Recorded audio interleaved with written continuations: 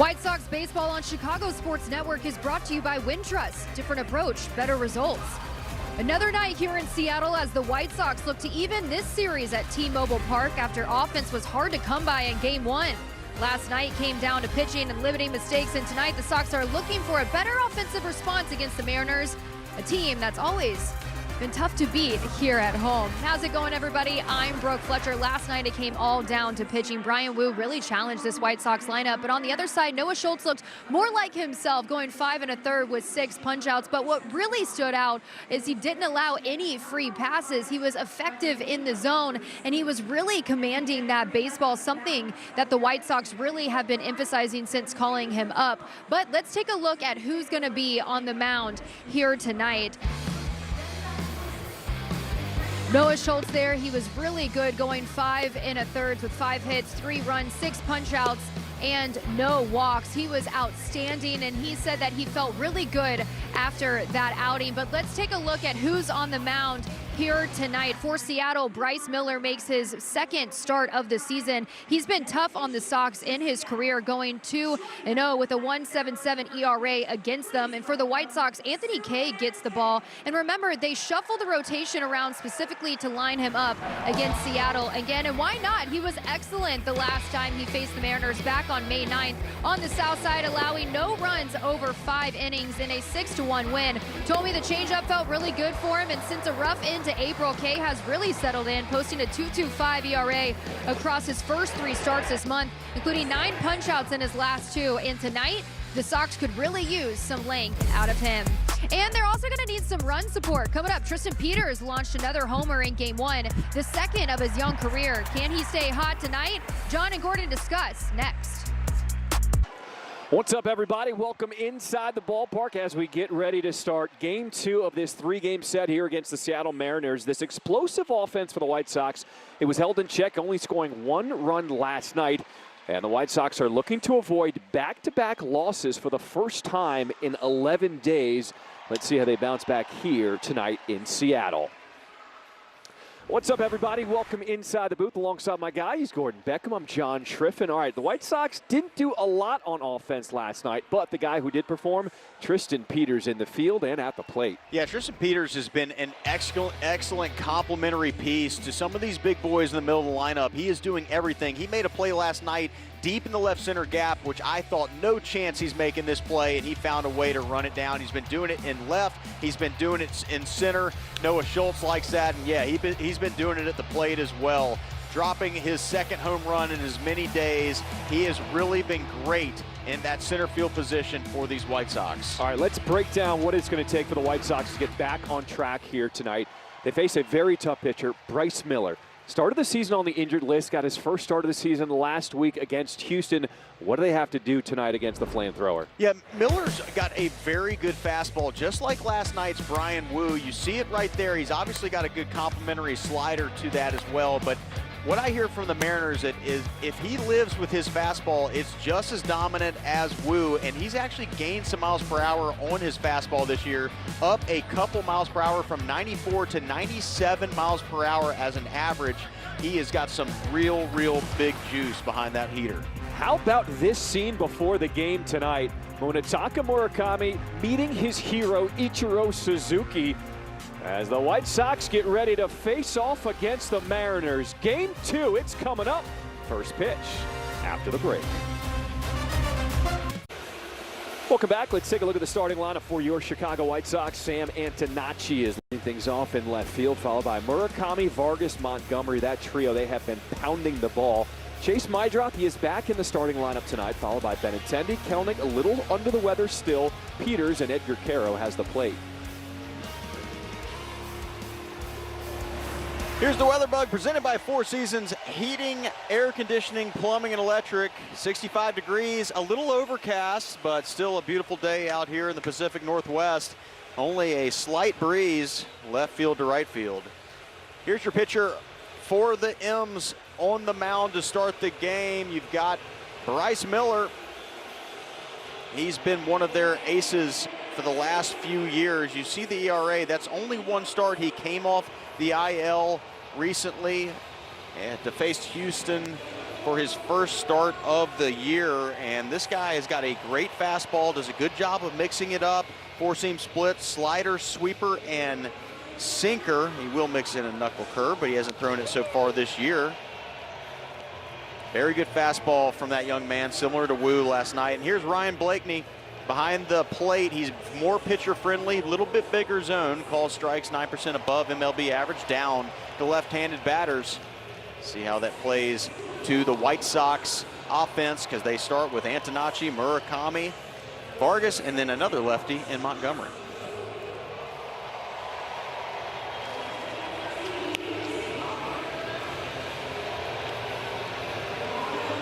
Here's the defense behind Bryce in the outfield from left to right. Rosarina, Rodriguez, and Joe in the infield. Wisdom, Emerson, Young, and Naylor. Behind the plate, the veteran Mitch Garver.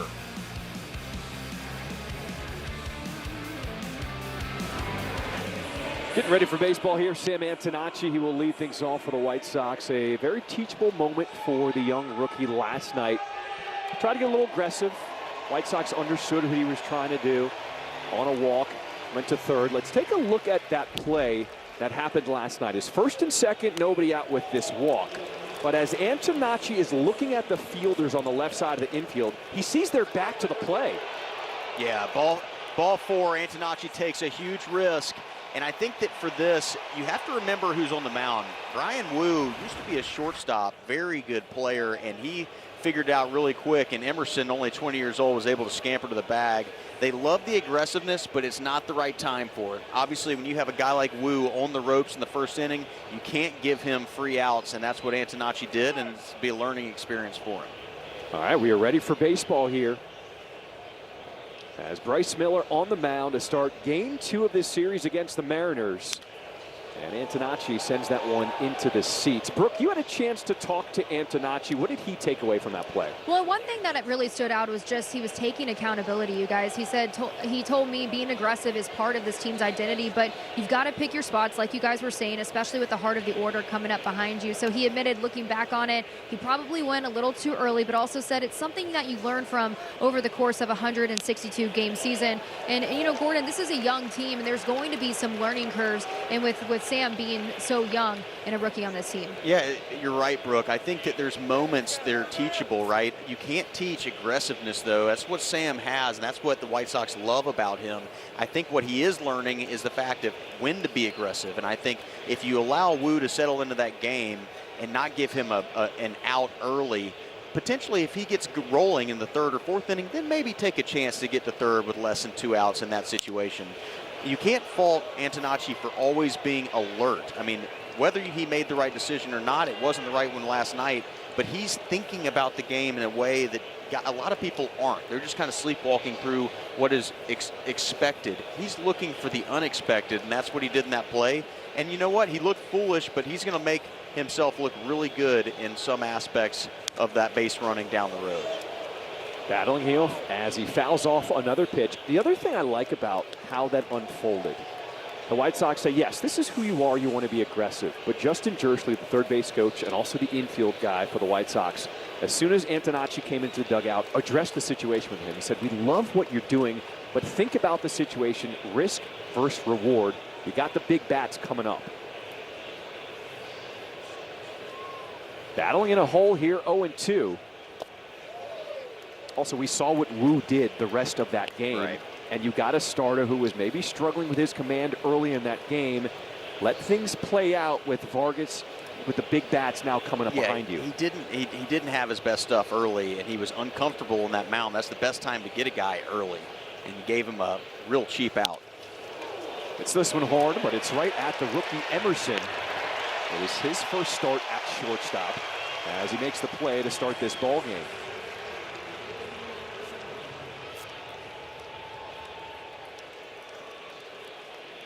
Munetaka Murakami stepping in with 1 out here tonight.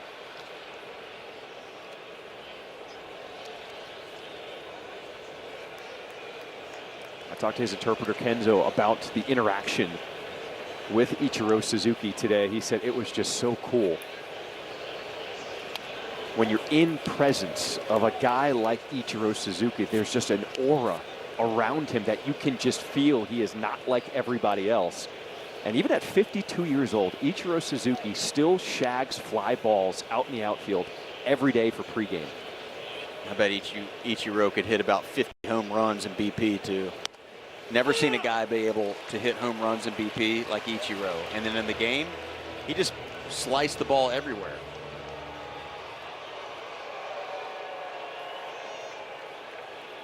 One ball, one strike the count here to Murakami. Just underway here in Seattle.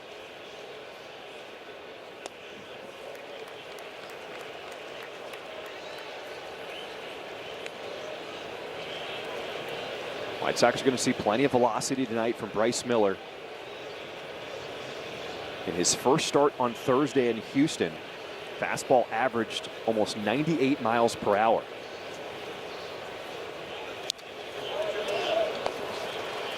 This is a guy Miller started the season on the injured list as he was dealing with an oblique strain. So this is just his second start of the year as the White Sox are trying to get to him early.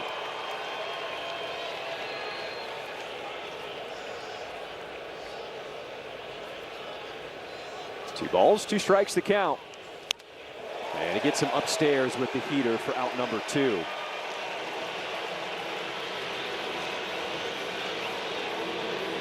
Miller climbs the ladder on this one. Fastball top of the zone. That's what the Mariners were saying really plays for him. That fastball top of the zone really has that giddy up right at the last second. And rising above the top of the strike zone gets Murakami to chase. Miguel Vargas here in the 3-hole with 2 down. And that fastball velocity from Miller, it was down last season. He was a guy who was dealing with a ton of elbow issues. Averaged just under 95 miles per hour on that fastball last year. And now almost at 98. That's a big jump from year to year. Well, clearly he's back healthy, right?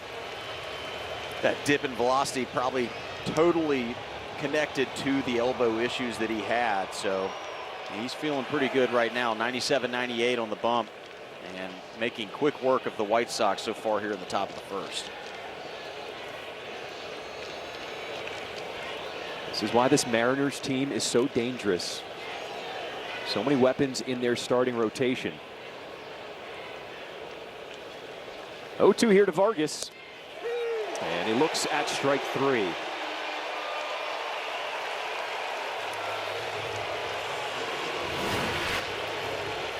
Fastball out over the plate. Vargas caught looking, and that's 1-2-3 here in the top of the first. The last 3 have been really good for Anthony Kay. Made that switch on the rubber, and it got him back on track. Looking to keep the good things rolling here in Seattle. Anthony Kay when we come back. Starting lineup for the Seattle Mariners. Rob Refsnyder leads things off. He is DHing Rodriguez. He went deep in the ballgame last night. Gets to start again in center. Rosarena, Naylor, Wisdom. And there's the starting lineup as Anthony Kay fires in the first one. Strike 1 here to Refsnyder. Anthony Kay on the mound. Last time out against these Mariners in Chicago. 5 innings pitched. Only 3 hits given up. A run, which was unearned. And struck out 5. Here's his arsenal. He always does a very good job of mixing it up. You see the numbers, 27, 21, 18, 17, 15. That means he's throwing a lot and often, keeping these hitters off balance.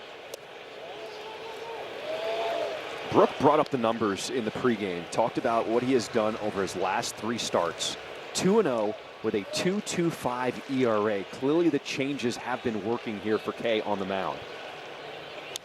And I think part of that too is you sign a contract, you were playing overseas, you come back, you want to prove that that contract is worth it, maybe a little bit of extra try early in that season, and he's really settled in here in May. We've watched him on the West Coast a few times. He likes pitching there, San Diego, Anaheim, and now we'll see if he likes Seattle, but overall been doing very good, doing a great job of throwing that heater in, change up away, keeping these hitters off balance. The big change for him is something we've talked about over his last few starts. This is the 4th time he is doing it, 4th start for him, is that he is pitching more towards the first base side of that rubber. And he said it was after his 6th outing of the season against the Angels that the pitching coach, Zach Bove brought it up and said, we need to fix a few things, a better attack angle, especially to righties. High in the air down the left field line. Antonacci will run out of room as it goes into the third row. And when I talked to Kay about that, just moving over slightly on the rubber, he said the good thing is it hasn't felt like a big change for me, but I am seeing dramatic results. So he said it has kind of been easy to take it across from one start to the next. Well, as a right-handed hitter, I know he's trying to get in on those righties. So from that angle, it has some cut across the plate. In on the hands there. As Montgomery on the move will make the play. Ref Snyder is retired. It's time for Circus Sports. Sports betting the way it should be. We take a look at the over-under on Anthony Kay strikeouts tonight. Gordon, do you like the over-under on 4.5? Well, he struck out 5 last time out against these Mariners, but I look to see him be more democratic with it tonight and really spread that wealth around to the outfielders and the infielders. I'm going to go under, but I think he's going to have a good night of really getting some easy, quick outs. We've seen already to the first two righties that different attack angle, he's able to get it in more on the hands. Yeah, so if you're thinking about it at home, you see that fastball coming out of his hand. Now it's coming from a little bit further to the right if you're a right-handed batter, kind of more in that right center gap. That cuts across the plate if he comes inside to a righty. This one is slapped up into left center field. So Rodriguez, the first hit of the ball game, comes with one out here in this first.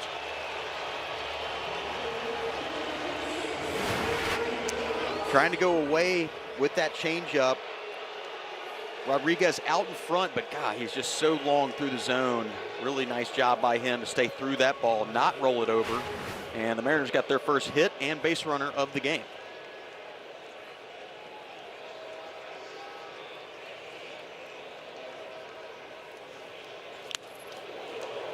Hottest hitter in the lineup for the Mariners right now is Randy Arozarena, hitting .423 over his last 7 games.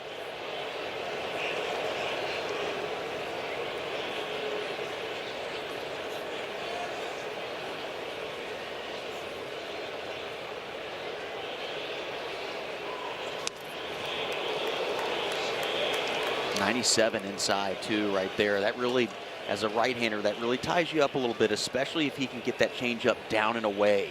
You tie him up inside, you get him thinking in close to them, and all of a sudden you go away with that changeup. A good chance for a swing and miss.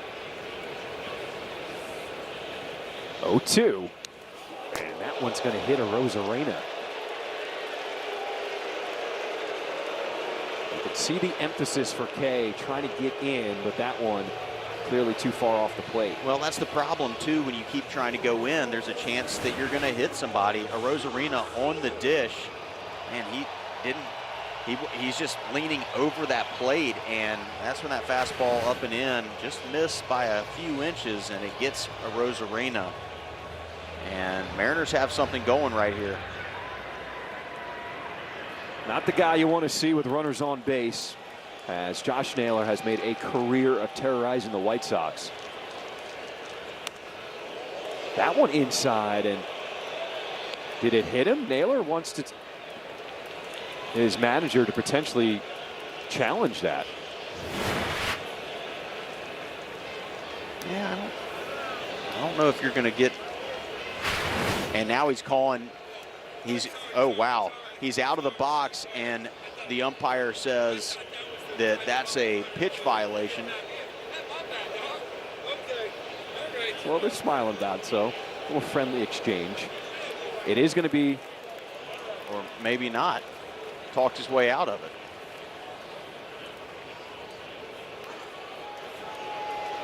They did not award a strike there, so it is a 1-0 count.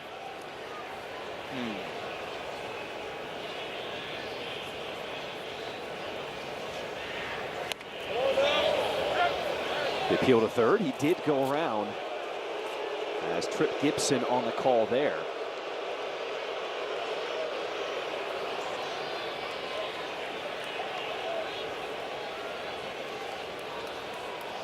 First and second with one down. Good pick behind the plate by Edgar Caro. Okay, a little bit all over the place right now. That lefty came up, kind of messes a little bit with your eyesight as a lefty pitcher, right? And then all of a sudden he goes up and in a couple times to Naylor, and then doesn't want to hit another Mariner hitter, so he goes way down and away. Pretty good job by Caro to make sure that one didn't get past.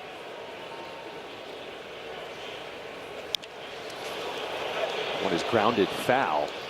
Coming into play tonight, Josh Naylor, in his career against the White Sox in 59 games, hitting .369, 12 home runs, 21 doubles, and 46 runs batted in. The guy that used to terrorize me when I was with the White Sox, Ryan Rayburn from Detroit.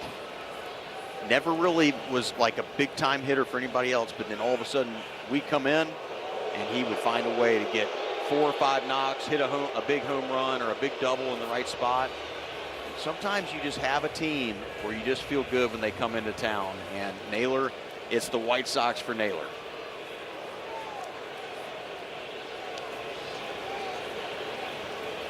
Okay, he's looking for a ground ball here. 2-2. Was there a team for you that when you played, you just went to another level? Yeah, well, it was generally the Cubs. Problem is, we didn't play the Cubs that much. It wasn't as regular. I actually played pretty well against the White Sox, too, when I came back. Sadly, that's why my numbers are so low. The teams that I was good at was at Chicago, and I never played the White Sox or the Cubs. Just a few games, handful of games against each.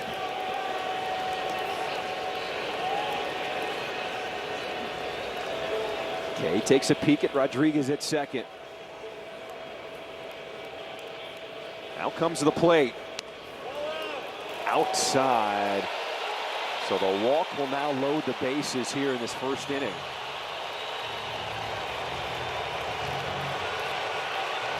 It's just the second time that Kay has walked a lefty this season.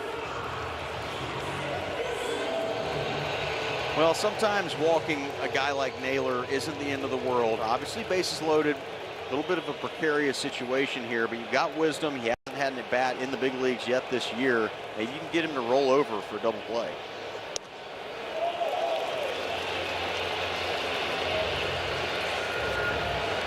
Kay said the key for him has been really establishing that first pitch for a strike. He said when things weren't going well to start the season, he was in too many hitters counts. As he falls behind here, 1-0 against Patrick Wisdom. In off the plate, ball 2. Maybe see if he can get a little bit cheeky here. Throw that changeup 2-0 and see if Wisdom, because it's that first at bat of the season, maybe he's trying to do a little too much here.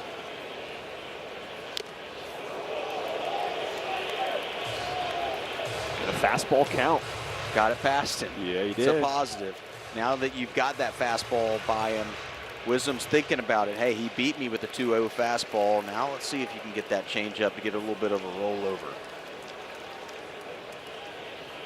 Bases loaded, 1 down.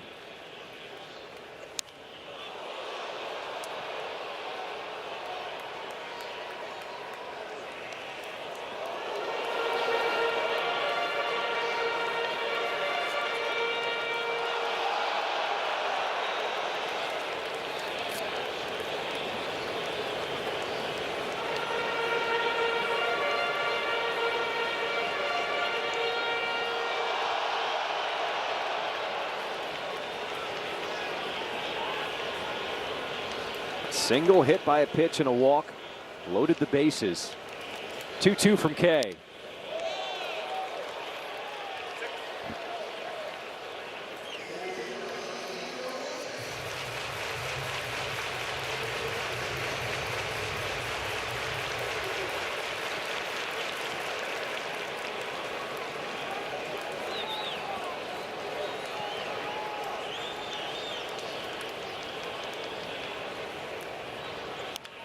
On the ground, Montgomery gets one at second, but a tough throw will not get 2, and the run will score. Mariners lead it 1-0.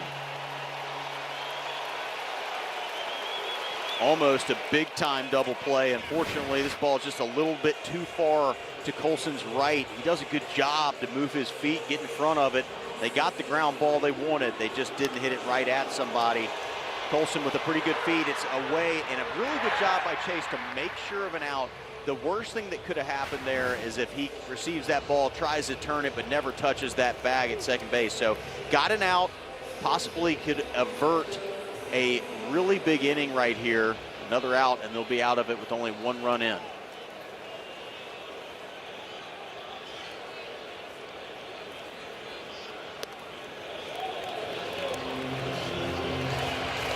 Tell with the way that ball was hit, Colson Montgomery was thinking he had to get rid of it as quick as possible. It's always going to be a tough play to get two. The White Sox get one. And now runners on at the corners with two down.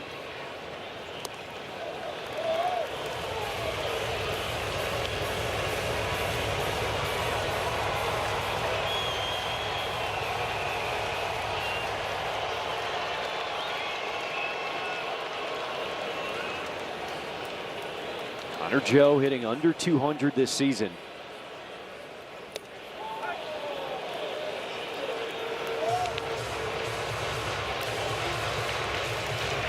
As the pitch is starting to get up there here in this first. This will be number 28 to start this game for Anthony Kay.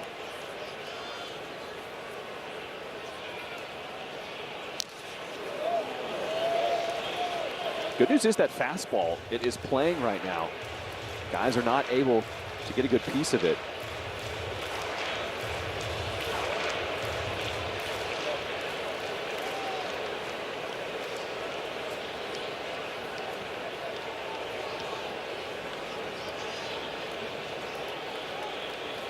Two-two pitch.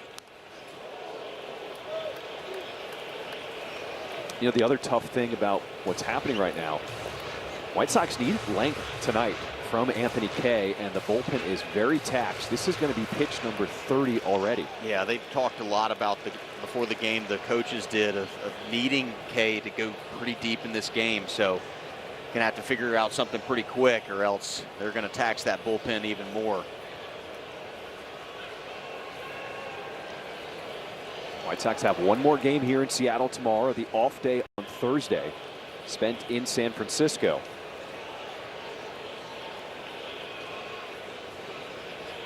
Two-two.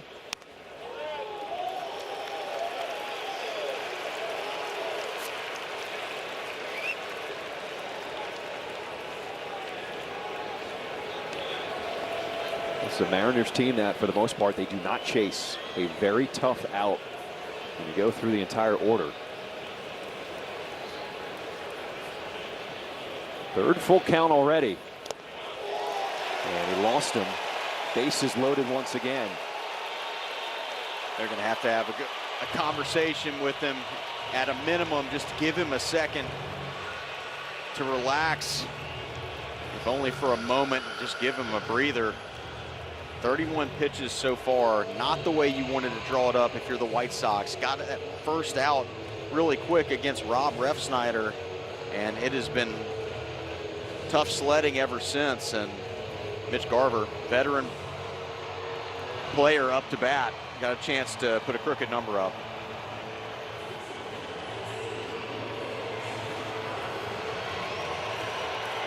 Mariners have only one hit so far in this game. Been a couple walks, a hit by pitch. So if Kay can get out of this with only one run, a big lift for the White Sox. It would. It for sure would. He's got to find a way to get some soft contact early. First pitch to Mitch Garver.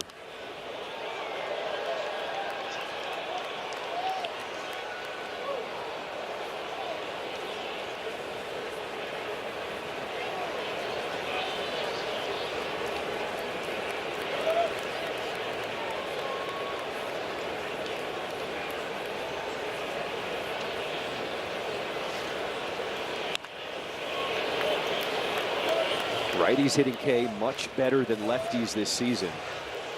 Coming into play tonight, righties with a batting average of .339 versus Kay. Lefties 0-79.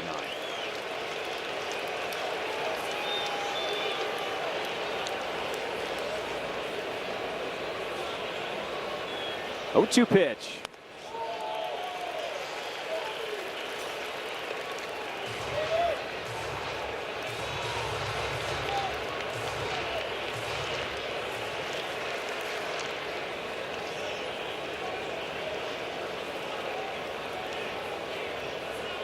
This will be pitch number 35 on the way for Kay.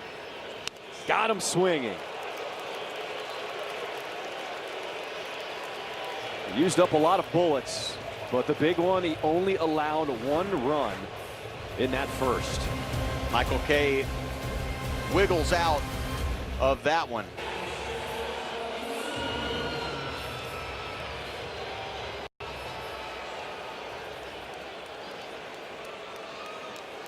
Rate is a proud partner of the 2026 White Sox. The Rate app gives Chicago fans an all-in-one wellness app with tools to build financial strength and guidance for fitness and stress management. Feel better, live better, play better.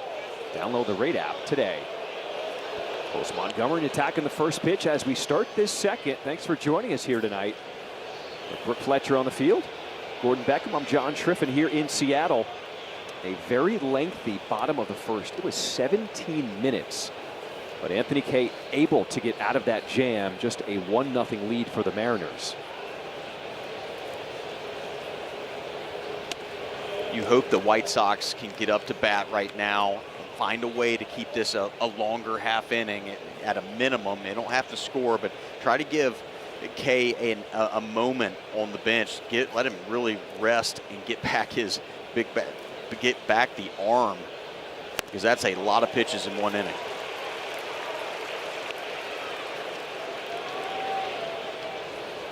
They also hope maybe the layoff affected Bryce Miller,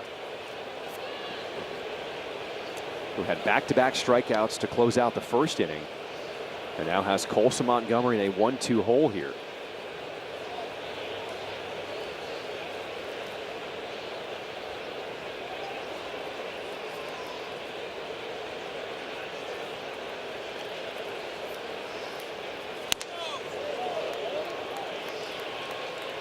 Even though Miller does have that big fastball, in his first outing of the season Thursday in Houston, gave up 8 hits. 4 of them were on that 4-seam fastball, including a home run to Christian Walker.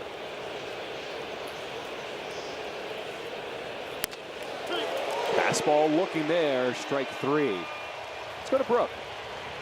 Yeah, guys, we were just told yesterday that Kyle Teal, he's going to be out at least 3 to 6 weeks due to a right sprain LCL. But earlier today, he arrived here at the ballpark to join his teammates. He was greeting them, catching up with them. He already has been worked on by trainers, and he's actually right here in the dugout in front of me. I was catching up with him seconds before first pitch, and I said, hey, how are you feeling? And he said, man, this is really tough. I'm not going to lie. He said, but I am grateful to be here with my teammates. I'm just going to continue to rehab and do my best to get back as quickly as I can. But Gordon, I mean, you've been through this, you know, when you feel like you're getting close in a rehab and being back with your team, how tough is it when you have a setback like this and dealing with that mentally? Yeah, when you can see the finish line, Brooke, it's one of those things where you're so excited to go and help the team that you're supposed to be helping in the big leagues, not just rehabbing, finding a way to be an asset for the team at the big league level, and then all of a sudden a setback right at the last second. That's brutal.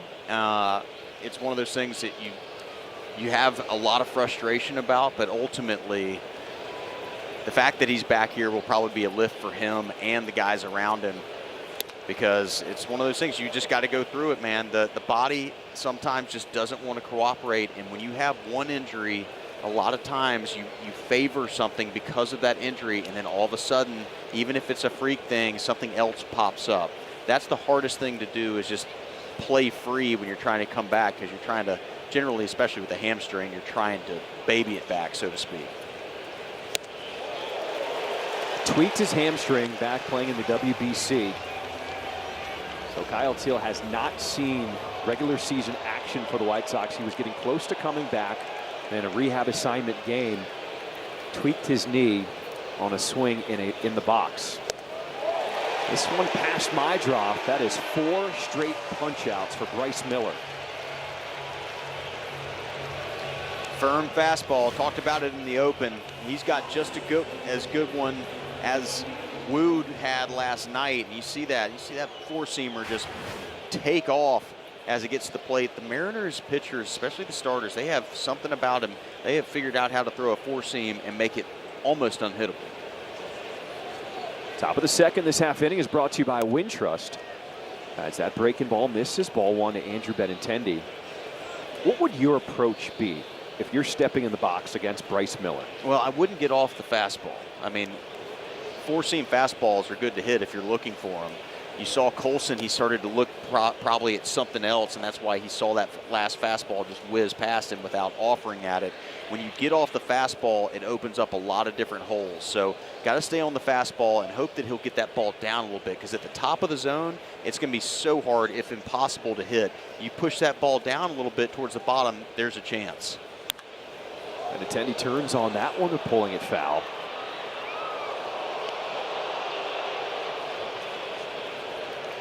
Ever since we saw that tape pop up on the helmet, put there by Sam Antonacci, Andrew Benintendi has been swinging a hot bat, and he said, as long as I'm still swinging a hot bat, the tape will stay there.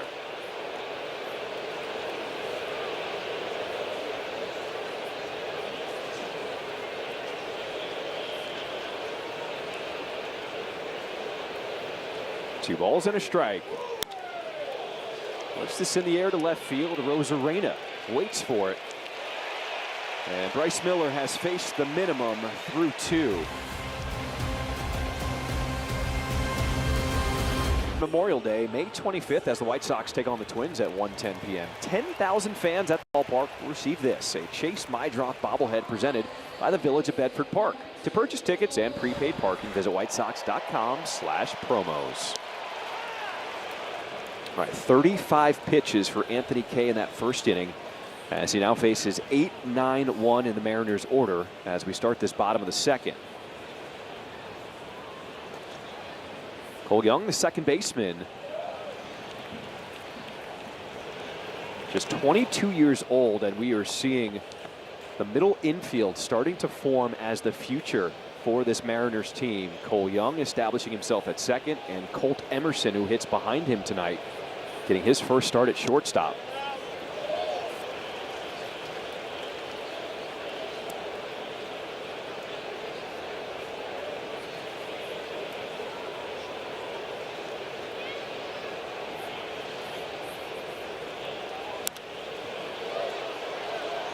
Young made his debut in Major League Baseball last season, but this past offseason greatly improved his defensive skills and also his contact at the plate, as the Mariners think that he is the future at second base. 2-2.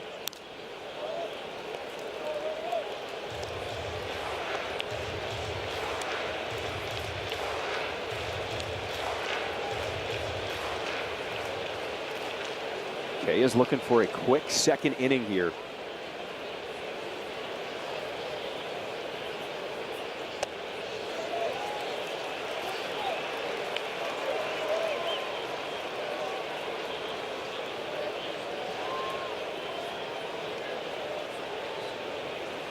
Fourth full count so far tonight. 3-2. And a walk to start this bottom of the second. From the 22-year-old to the 20-year-old Colt Emerson, who got his first big league hit last night, and it was a big one, a home run into right field. Let's take a look. Yeah, good swing by this kid. Down out over the plate, gets his first career hit, and it leaves the yard. 3-run home run. Holding the trident for probably the first of many. Congrats to him and his family, who was in attendance last night. Always a fun one. They'll never forget it.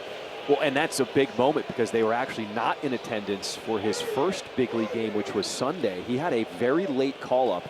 He was in Tacoma, Washington in AAA when they called him up, and he had to drive the 35 miles to Seattle to get here in time. Because of that, his parents could not get a flight out from Ohio. He went hitless on Sunday, and in his second big league game, his parents in the house, able to get his first hit. That's a good drive to make, 35 miles. I actually drove it a lot. I stayed up here and went to Tacoma and back and forth when I played for the Mariners, and I'm telling you right now, that was a drive he was happy to make. Oh, my goodness. Even though there is a lot of traffic on that road. Yeah. Got to be careful. He said he wasn't speeding, but he said there was so much going on, he didn't actually even make the call to his parents until he was in the car on the drive. I mean, think about what was going through his head. You're 20 years old. You're told in the afternoon that you're getting the call up because of an injury, and you just got to get in your car and get to the ballpark as quickly as possible without speeding and getting pulled over. Yeah, that's a tough one. In my mind, the Mariners might have missed on that, right? I mean, you need to, one of your top prospects, a guy that you've signed for that much money, got to find a way to get his parents here for his big league debut. Nobody knew it was going to be on Sunday. That's the thing. Right. It was the injury to Donovan. I know, but I'm just saying, like, you know, it must have been dire straits for them to call him up versus just say, hey, you're coming up tomorrow. We'll figure it out today. We'll play one down. Right. You know what I mean? I got you. 2-2. Just missing. As Kay thought it was pretty good.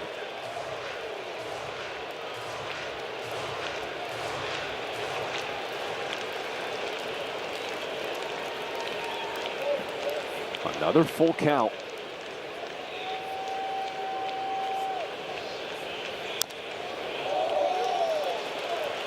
Not only is he unable to get some outs here, but unfortunately, they are working the count, as you see Emerson's family. Stacy and Jamie, mom and dad.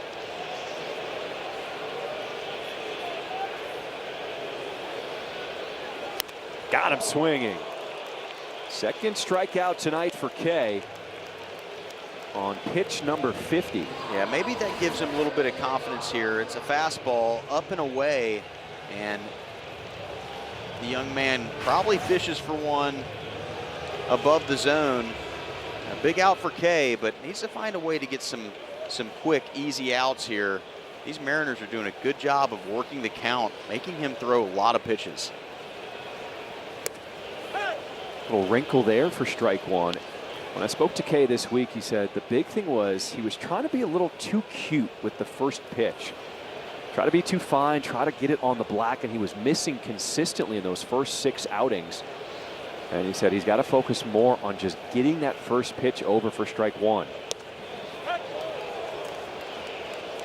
He said a big part of that is also his sequencing. He said he was trying to fool guys with maybe the changeup, and the changeup wasn't really landing. He's been trying to go to some other pitches early to start counts here against the hitters. 0-2. Back-to-back punch outs. Maybe Kay's starting to get on a roll here. Ball's starting to jump out of his hand a little bit. He's starting to get a little bit of confidence. I think that strikeout to Emerson made him feel a little bit better, and that's a good pitch. 0-2, and is able to go up and in, show that hitter, especially the right-handers, that pitch coming at him. It's hard to lay off. 2 strikeouts here in the bottom of the second. He's got a chance to get out of this inning. The only man with a hit in this ball game is Julio Rodriguez at the plate. Singled and scored in the first inning.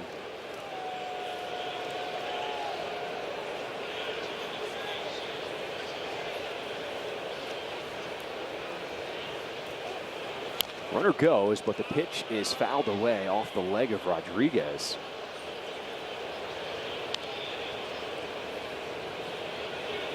He is feeling that one. He's got the padding on the lead leg, but it looked like it was that back leg.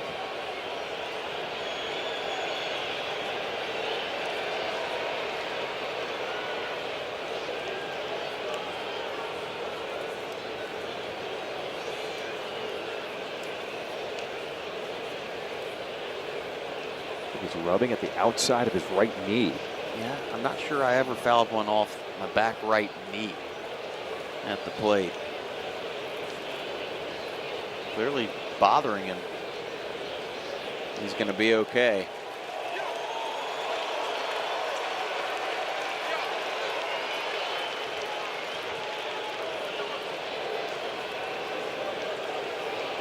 Watch the replay. Let's see where we find That ball hit him. I mean, that's the definition of out and around.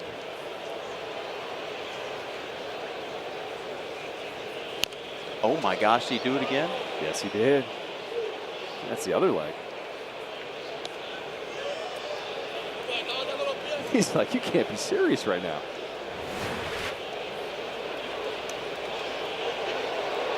Ooh, yep. He's finding a way to hit everything but the padding. And you know what, Julio? If you want to take the rest of the game off, by all means, I think the White Sox will allow that. Take your time. If you need to walk into the dugout and maybe just suit up tomorrow, that'd be fine.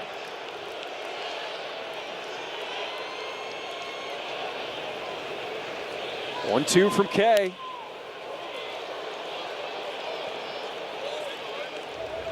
You see a guy foul the last two off himself.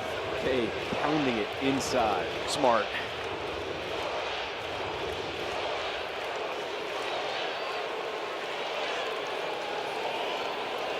After the leadoff walk, 2 down here in the second inning. Broken bat, slow roller, my drop. He will charge. What a scoop at first to get the speedy Rodriguez.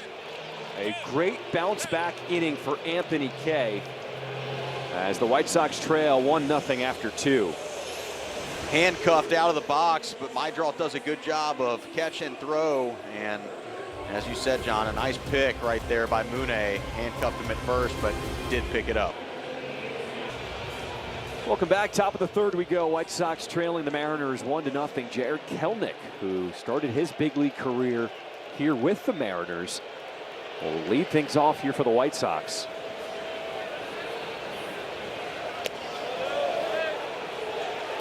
A mock turtle sighting. Look at that. Didn't like the call from the third base umpire, Tripp Gibson. Tripp said he did go around, strike one here to Kelenic. Last few days, he's just been a little under the weather, hasn't felt like himself, but he is gutting through it, continues to play through things. And you know he wants to put on a show here in Seattle. The team he broke into the big leagues with, been his first 3 seasons. Didn't work out for him here. Went on to the Braves, didn't work out there either, but he's hoping to show what he can do here with the White Sox.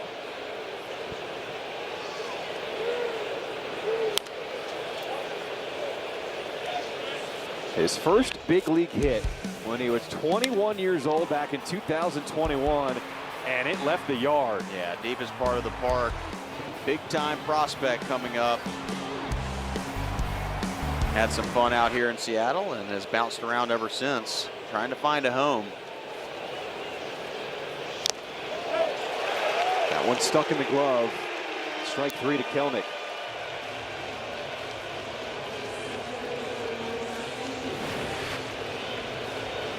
Off speed changeup out away from Kelenic. Kelenic looks at the plate, just looks a little loose to me. Sometimes when I say that, it just means that a lot of the levers right now are a little bit all over the place. For me, he's just got to find that other side of the field, lock it in a little bit. Here's Tristan Peters, back-to-back games with a home run, provided the only run last night for the White Sox. Let's take a look at some of the Old Spice fresh stats. And we see Tristan Peters, he's the 16th time a White Sox player has hit a home run in back-to-back games this season. That leads Major League Baseball.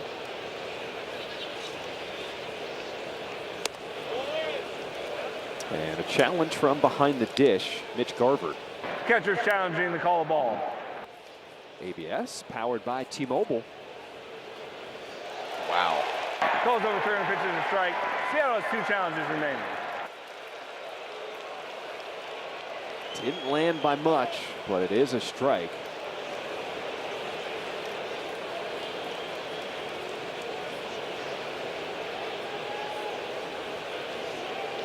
It's 1-1. For a guy who we didn't even know was going to make the opening day roster, what has impressed you the most about Tristan Peters this season? He just does a lot of things right. For me, he plays great defense. He lays down bunts when he needs to. He finds a way to change the scoreboard every once in a while. He can move over to play left field. That's an asset. If you're not just playing one position, you're able to move around. You're able to move guys offensively on the ground via the bunt or just swinging away. And then he's left the yard a couple times, right? So he's starting to get a little bit more comfortable. And he's a great piece because you've got these great big-time hitters in the middle of the lineup, and all of a sudden you get down to him, and he's putting up a tough at-bat. That's what you want. Turning over that lineup, getting it back to the top with that pitcher having to work a little bit like he's doing right now to try to get Tristan Peters out. Top of the third, this half inning is brought to you by Hyundai. As Bryce Miller, he has been in control. 5 strikeouts already to start this game.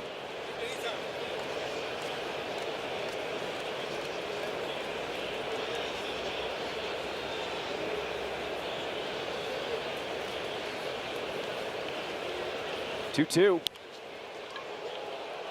This one is caught in the air by Emerson. And that'll be out number 2 here in this third.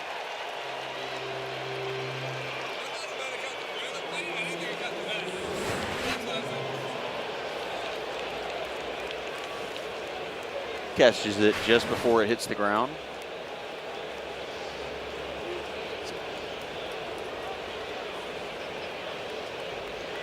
Edgar Caro, the hero of Sunday. I like Edgar Hero. Edgar Hero, right? Let's just call him Edgar Hero. He was the hero. He will forever, tell me about it. Forever be the hero. There's a moment that White Sox fans will remember for quite some time. Sunday against the Cubs, winning the series.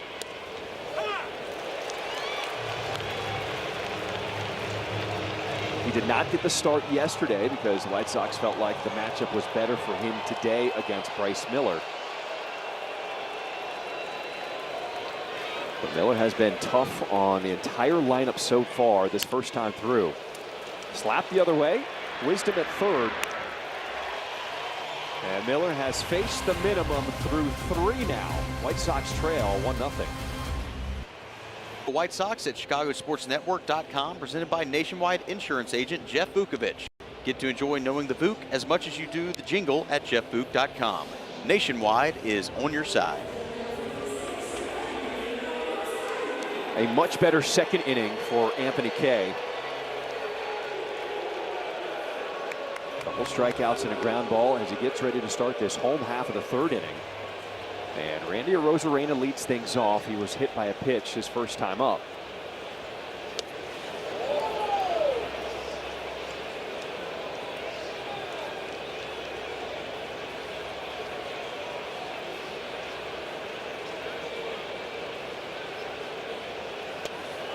Arozarena's first time up, that was the 8th batter that Anthony Kay has hit this season. That is the most, tied for the most in Major League Baseball.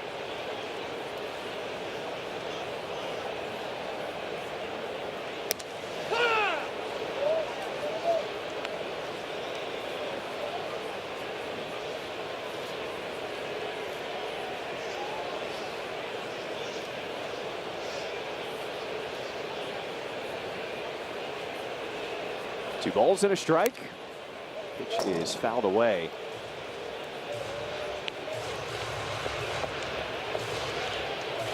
Anthony Kay just saw these Mariners back at home on May the 9th.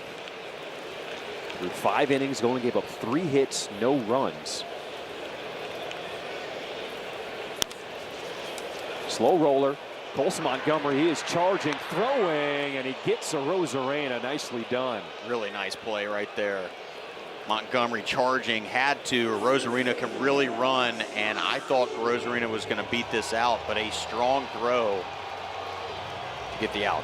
All right, Brooke, let's go to some news and notes. All right, let's see what's going on across the league, gentlemen. Nolan Arenado wasted absolutely no time hitting a grand slam just 6 pitches into the bottom of the first inning against the Giants. Meanwhile, James Wood, he was flying around the bases for the Nationals, recording an inside-the-park grand slam in just over 15 seconds home-to-home against the Mets. And in the NL Central, the Brewers beat the Cubs once again to move into first place. But, guys, were you paying attention to those headlines? I want you to see if you noticed the movie reference there. Oh, Gordon's the movie Let me guy. read them to you if you didn't see them. Yeah, please, Boy, please read again. That escalated quickly. I want to go fast. If you ain't first, you're last. Talladega Nights? That is correct. Ding, ding, ding. Nicely done.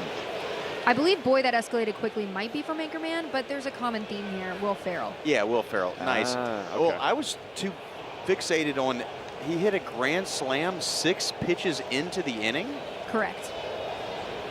But James Wood, 15 seconds from home to home. Are you kidding? Also his first career grand slam inside the Parker. How about at 6'6", James Wood? He is something.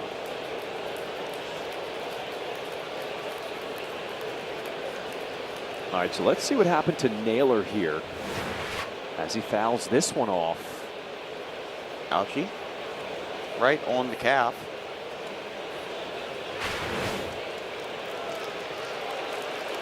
I will offer to Naylor, just like I offered to Rodriguez, if you would like to take the rest of the night off and potentially tomorrow, I think that would be a good thing.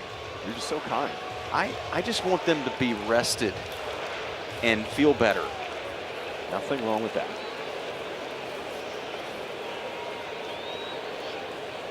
Oh, 2. You know, speaking of rested, Will Venable is very conscious of what the guys have been going through recently.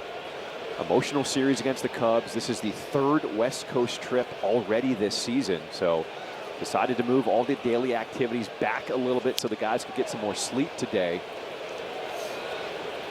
Got to be conscious of just taking care of the players' bodies and just their energy levels over the course of this long season. A lot of times too on the trip to the West Coast, it's generally that second day where you're dragging a little bit. The first day you're still kind of rolling, you're kind of on Chicago time, and second day is where you can have a letdown. But good job for him. Just, hey, go home, rest, stay away from the field a little bit longer today, and then when you get to the field, let's lock it in. Let's get in. Let's lock it in early and get ready to roll. It's not going to be as long of a pregame, but be ready to roll. The pitch from Kay gets the pop up to the right side as Murakami will make the catch for out number 2.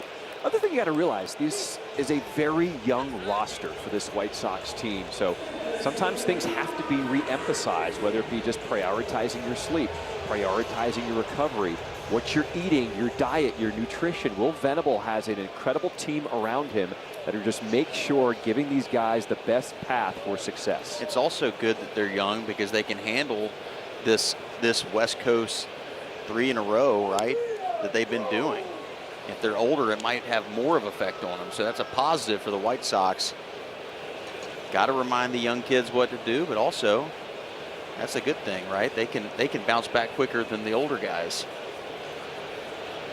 Did you think about what you ate when you were younger, No. playing in Major League Baseball? No, I just wanted calories, because when you play every day, you're just trying to get food in you, and obviously there's a much bigger emphasis on nutrition these days than there was when I first got into the league. I mean, it's not even close. So for me, it was still about just getting calories, right? Because when I was younger, I would lose 15, 20 pounds throughout the season. I start around 195 and end around 185, like 178.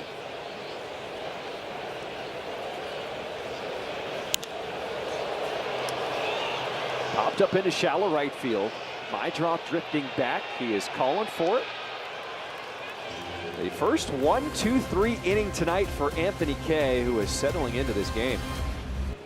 With you, stream White Sox games live on the CHSN app on up to 3 devices. Don't miss a moment. You can start your 7-day free trial at subscribe.chsn.com. Chicago Sports Network, full stream ahead.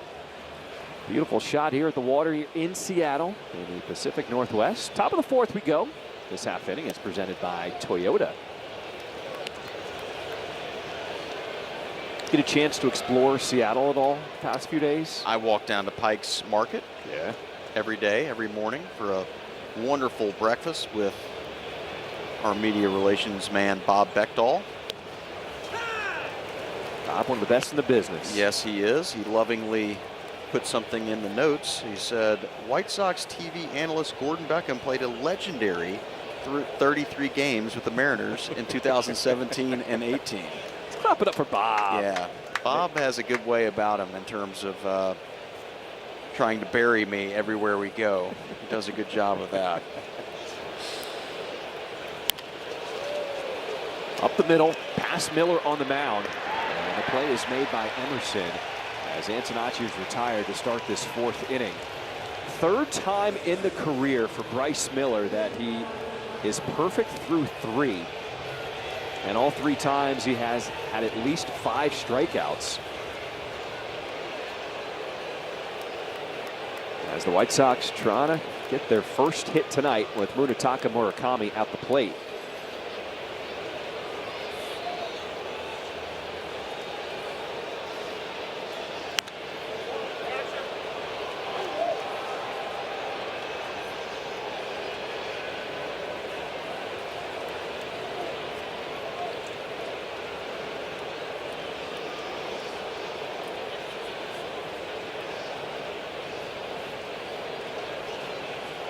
Murakami went down swinging his first time up.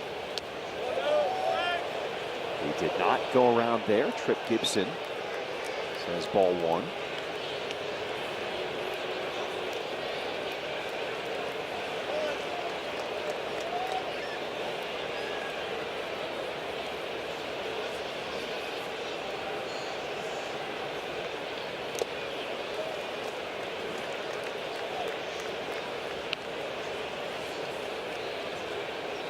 Miller going to some breaking balls to attack Murakami here in his second at bat tonight.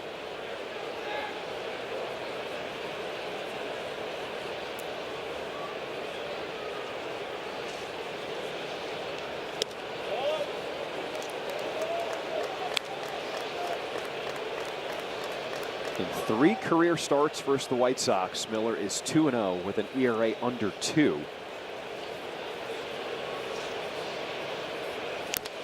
Big swing, high fastball swung through by Murakami. Big hack right there, 3-1, having some fun. Unfortunately, goes through the barrel. That's that fastball top of the zone I was talking to you about. I think if Murakami can get that ball down, he can do some damage on it. Top of the zone is going to be difficult. Payoff pitch, and ball 4. First base runner tonight for the White Sox. That Sox Walk is presented by IDOT. You drive, you text, you pay. It's not a game.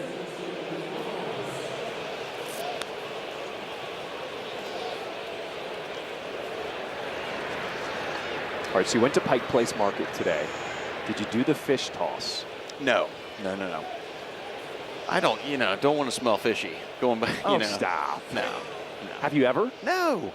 You've never done it once? That's a tourist trap. I lived here for a couple of years. Popped up and playable as Garver makes the catch. As Vargas is retired and there's 2 down. I did have a Dungeness crab omelet today. Fantastic. And yesterday I had the salmon scramble. Ooh. Also very good. I mean, you've come out here, you've got to get the fish. You got to go for some seafood. They're some of the best in the world. Get some salmon. Here. Get some salmon. Coho, pink, all these different kinds. King salmon. They've got them all. Oh no. Check swing put in play, and the spin will put it into foul territory. I had the best poke bowl today. Really? Unbelievable. Went to an Asian market. I think it's Uwajima. It was phenomenal. I mean, it had all the fresh produce and groceries and everything, but they also had food stands with fresh food and everything. I had a little poke bowl put together, some tuna, as fresh as can be.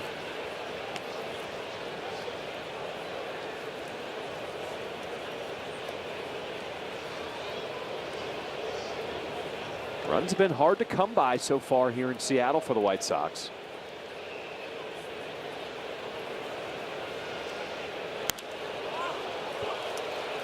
Popped up into shallow center field. Emerson drifting back, called off by Rodriguez. And that'll do it for this top of the 4th inning. White Sox got a base runner, but still looking for their first hit tonight. Today's game is brought to you by Marquette Bank. Marquette Bank, Chicagoland's trusted neighborhood bank and home lender. Level up your banking with Marquette Bank at emarquettebank.com. Marquette Bank, love where you bank. Bottom of the 4th, White Sox trailing the Mariners 1-0. Anthony Kay's best inning tonight was in the 3rd. Just 15 pitches, retiring the Mariners in order.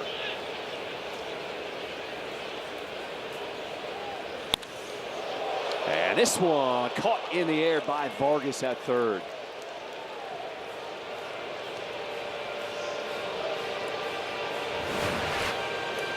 Ball's hit hard. Quick reaction by Vargas. Snags it.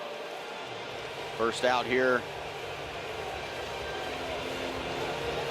in the bottom of the fourth. Vargas been very good down there all year. All the infield has been very solid all year. Yeah. It's Garver attacking the first one into left center field.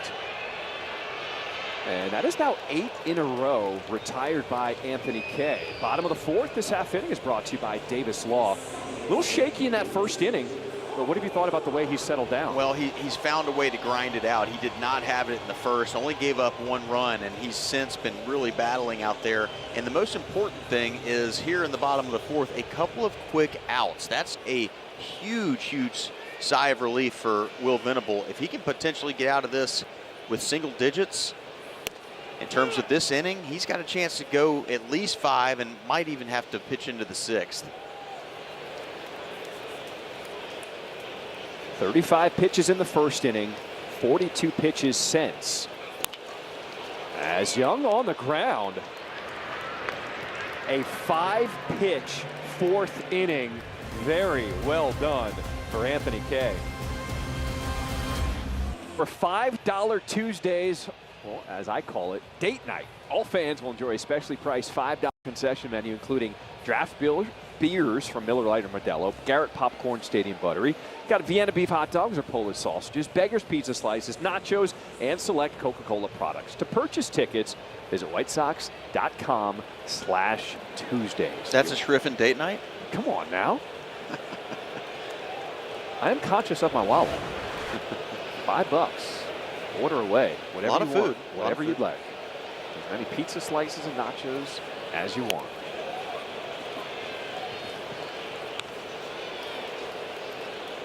Top of the fifth we go. Appreciate you joining us here in Seattle tonight with Brooke Fletcher on the field. Gordon Beckham, I'm John Schriffen.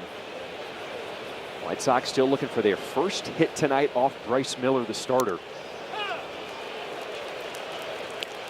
This is just his second outing of the season after he started the year on the IL with an oblique strain.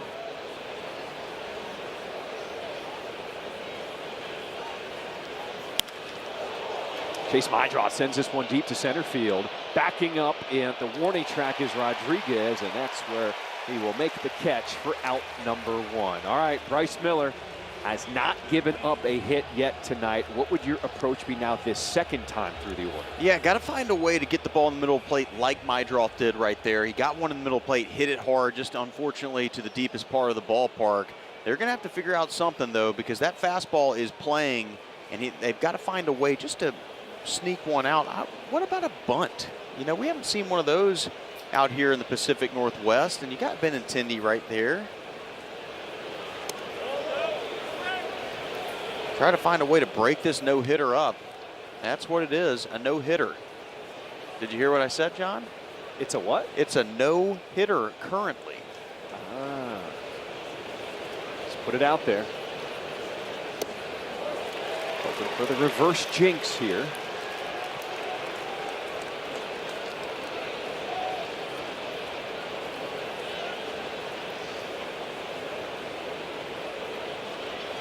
Both starters have it working right now. As that off-speed pitch out in front by Benintendi, strike 2.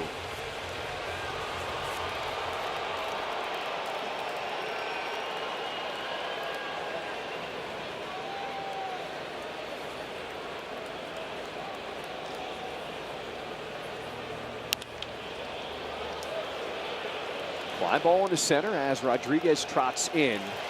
And there's 2 down here in this 5th inning. This half inning is brought to you by St. Xavier University.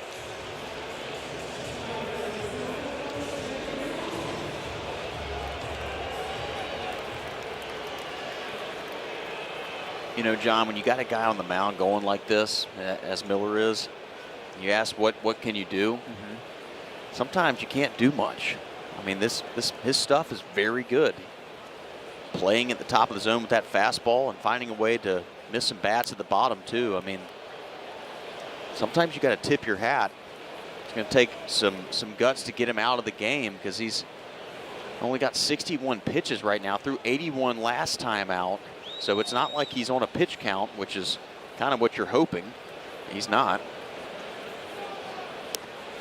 Well, we're also seeing some early swings as White Sox are trying to take their chances, hoping to maybe get one of those fastballs early in the count, because once you get deep against Bryce Miller, he has been tough. White Sox hitters has swung at the first pitch 8 times so far tonight. 0-2 to Kelnick.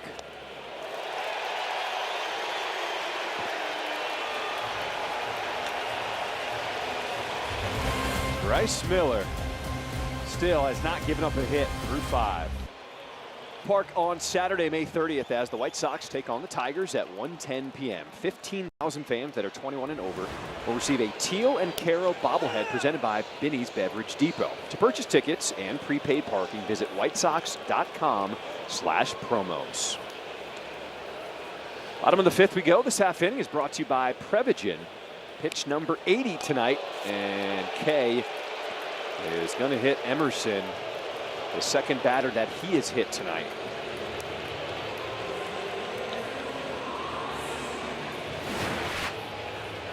After a really quick inning, one gets away from Kay and finds Emerson's arm. Mariners get their first runner on here in the bottom of the 5th. It's the leadoff man. So Kay now leads Major League Baseball by himself. That is the 9th batter that he has hit this season. As Rob Refsnyder steps in 0 for 2 tonight.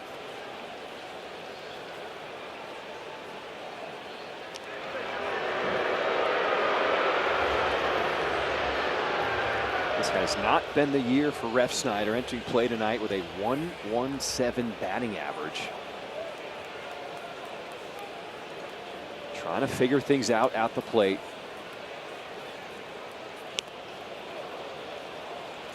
When you got a guy like that who's struggling, if you're Kay, just continue to go after him.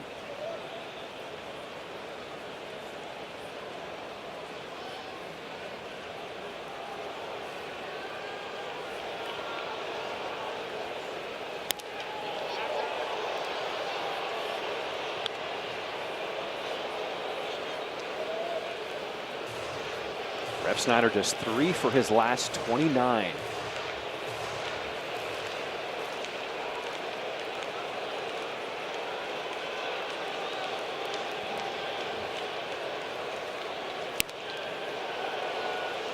Okay, picking up another strikeout. Number 4 tonight. Good comeback right there from Kay. Fastball, top of the zone, gets Refsnyder to chase above. Nice pitch, right back to where he needs to be. White Sox needs out. They need outs. I'll get it out at some point. Julio Rodriguez, one pitch, flies this one to right center field as Peters makes the catch, and there's 2 down here in this 5th.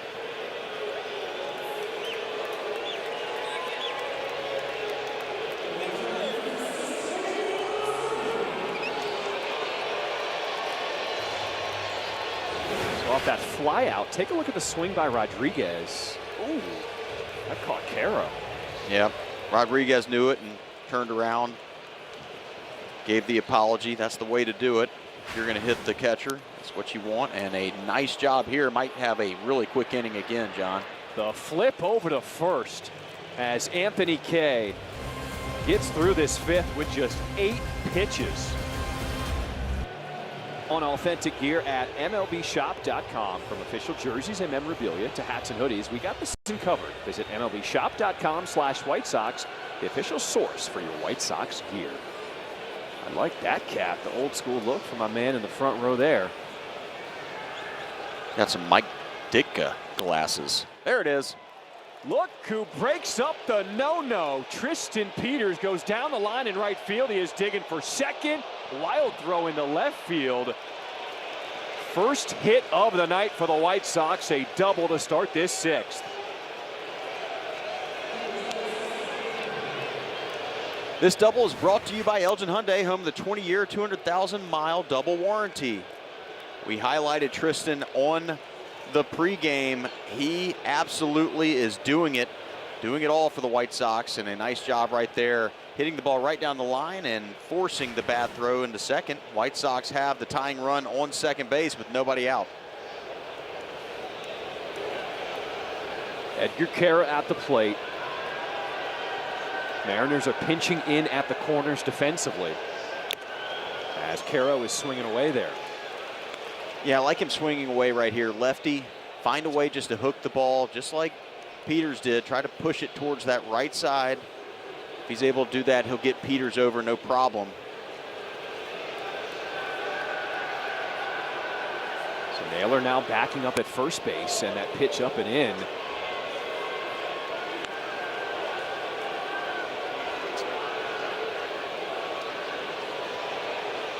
Carroll told me his phone was just going off after that walk-off on Sunday. Couldn't keep up with all the text messages, all the calls, people reaching out, congratulating him.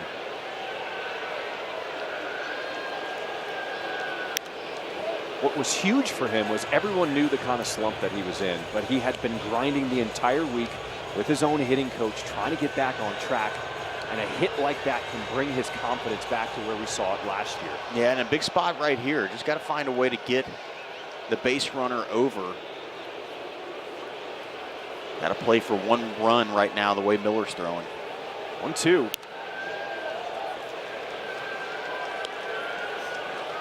When he wasn't going well, he was chasing pitches like that. Edgar Kara has now settled down, understanding not trying to do too much at the plate. Runner on at second, nobody out here in this sixth inning. And swings through that fastball, strike three.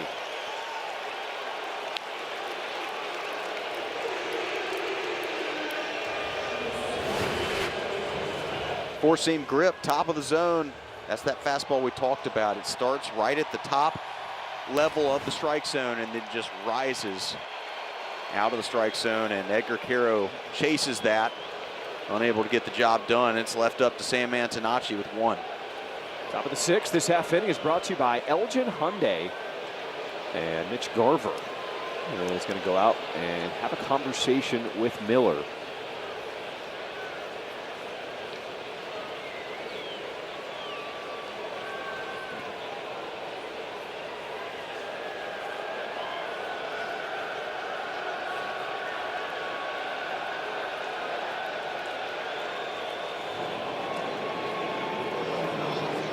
Double barrel action going in the Mariners bullpen. As Bryce Miller, just his second outing of the season. They don't want him to go too deep in terms of a pitch count here tonight.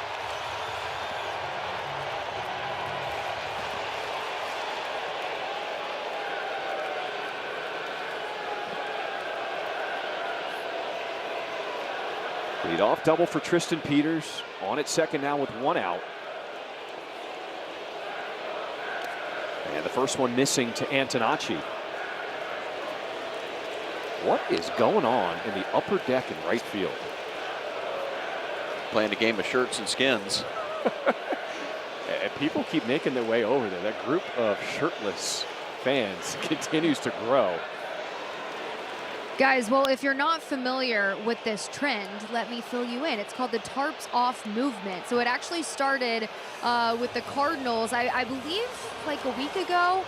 Don't quote me on that, but it has made its way around baseball. We've seen it at Rays games, just all these different games where guys, look at all these guys going over there to join in. Can you see?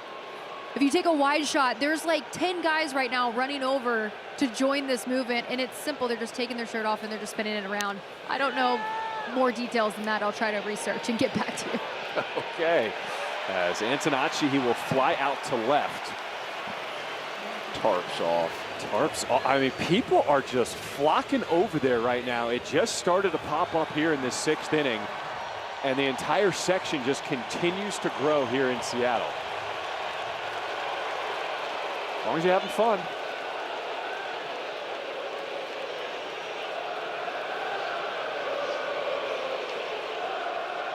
Well, that is going to be it for Bryce Miller. After 72 pitches and 2 outs here in this 6th inning, the Mariners are going to make the call to the bullpen. Only gave up 1 hit tonight. He was outstanding. Yeah, Miller not thrilled about leaving this game with 72 pitches. See how it plays out for him. Potential opportunity for the White Sox. We will step aside with this pitching change and come back to Seattle after this break.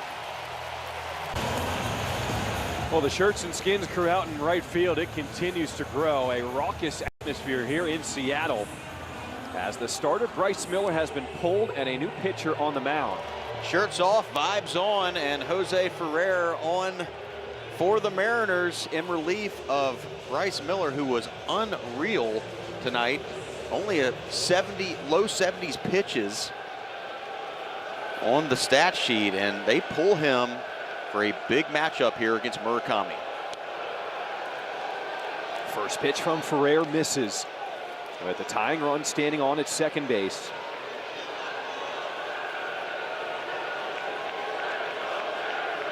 Murakami 0 for 1 tonight, walks back in the 4th. As Ferrer is fixing the landing spot on the mound.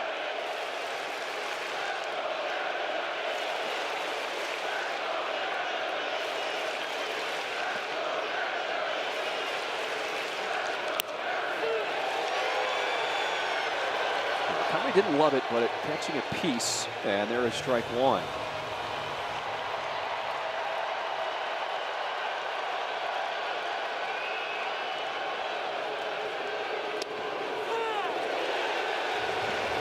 Back with the fastball, 1-2 the count now.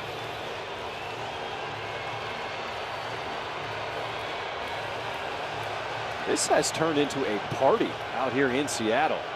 There's more flocking going on in the Pacific Northwest corner. And Murakami swings through for strike 3. The leadoff double is stranded at second. And the White Sox trail 1-0. Made a move, went with the lefty, and it pays off. Well, the tarps off trend has made its way here to Seattle. It started with about a dozen kids. It has now grown. That is easily over 100 out there. As it has been a fun atmosphere here in Seattle, especially for Anthony Kay after getting out of that first inning. His last outing was his first ever career quality start. And if Kay can get through this 6th, this will be his second. Catcher's challenge in the call ball. Challenged by Edgar Caro. ABS is powered by T-Mobile as we take a look.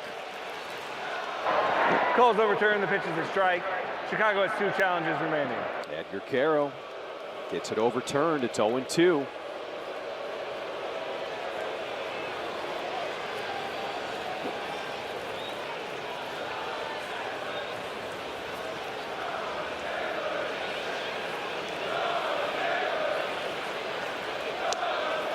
Vance Naylor, Anthony Kay, he is on one right now.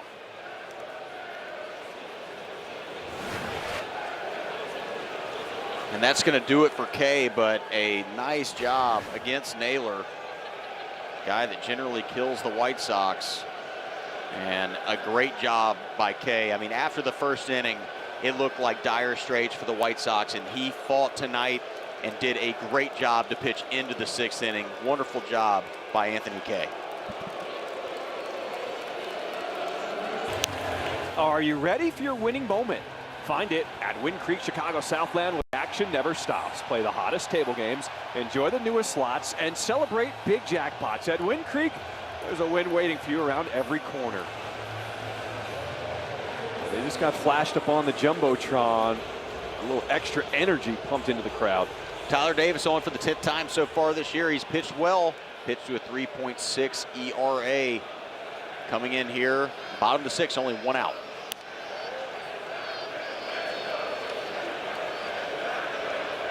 Pretty incredible what Anthony Kay did, considering he threw 35 pitches in that first inning.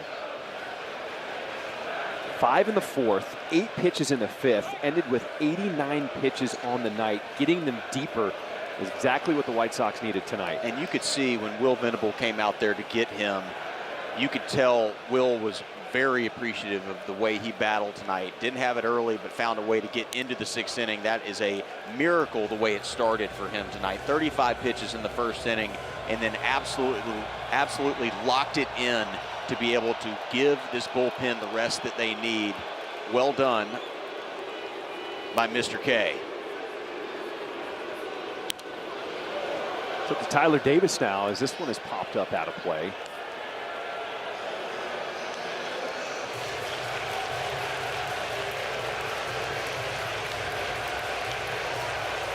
Patrick Wisdom coming off the injured list, his first game back here for the Mariners.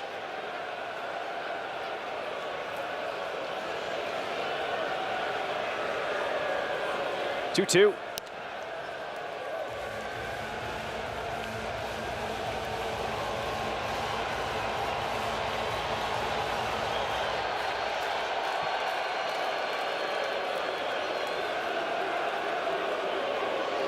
Davis deals. Fly ball into right center field. So stay in the ballpark as the catch is made by Kelnick. And there's 2 away.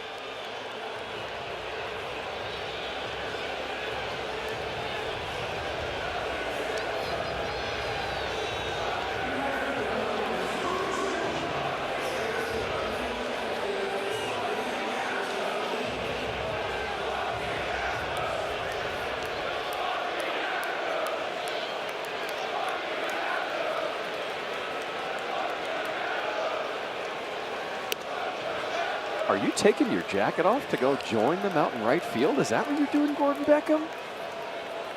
I did feel like they were just chanting my name. But no, I need to stay here with you. I've got important work. And we have an important comeback, I think, because we need to wake those bats up. We need one more out here, but we got 9 outs here. Bats got to wake up, find a way to win this game. Nasty pitch for Tyler Davis, strike 2.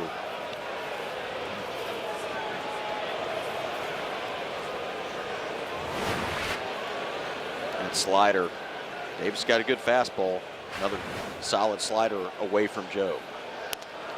Got him looking. Take a seat.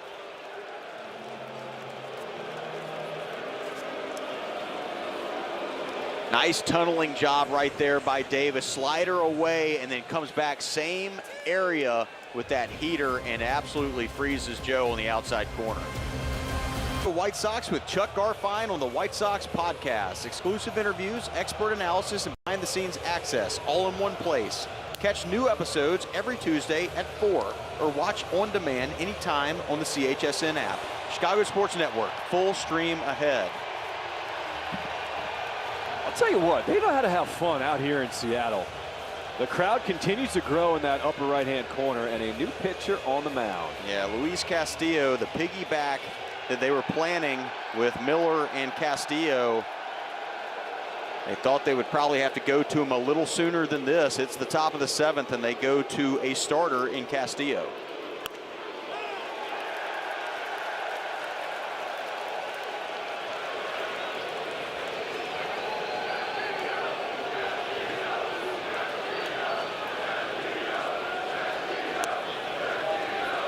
White Sox still with just 1 hit tonight.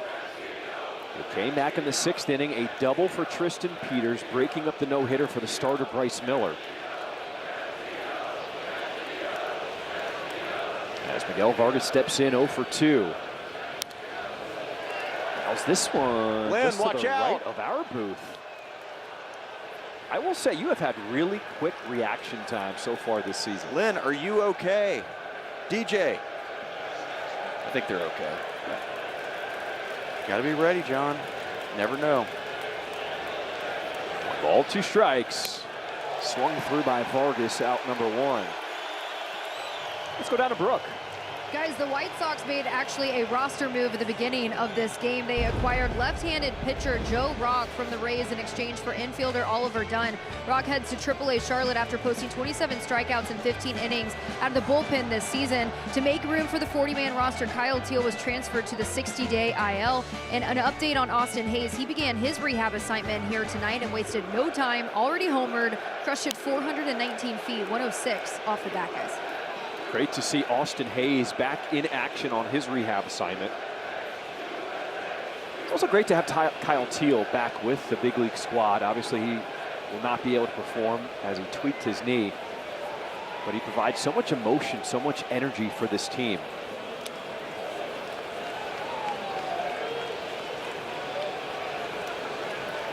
It's something we're seeing with Mike Vassell on the injured list for missing the entire season, but he's going to be traveling with this team. Kyle Teal now traveling with the team.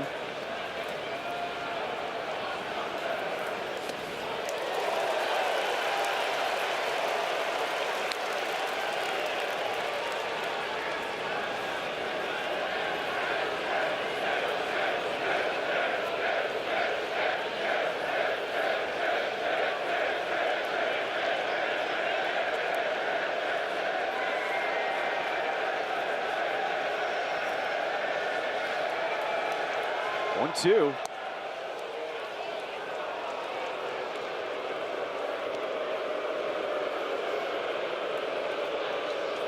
"13 home runs already this season for Colson Montgomery."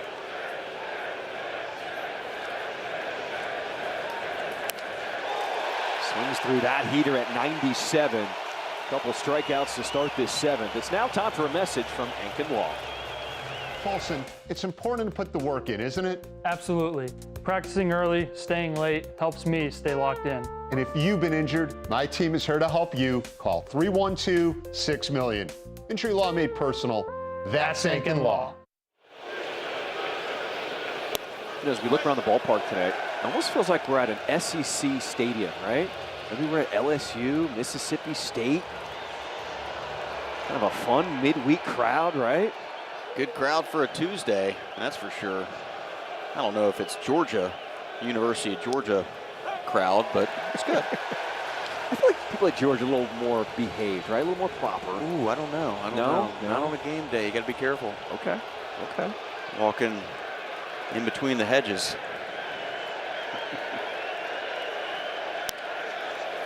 0-2 tapper, and it rolls foul. I'll tell you what, Castillo, for the first time ever in a relief appearance, is looking very sharp. Made quick work of Miguel Vargas and Colson Montgomery, a couple Ks, and now up 0-2 against Mydroth.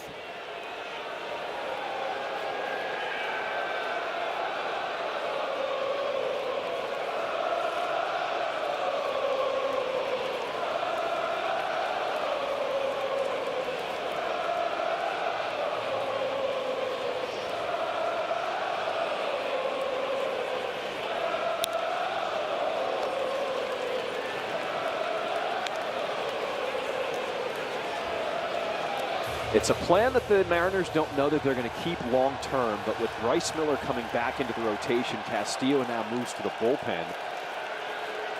And we'll see how long this lasts.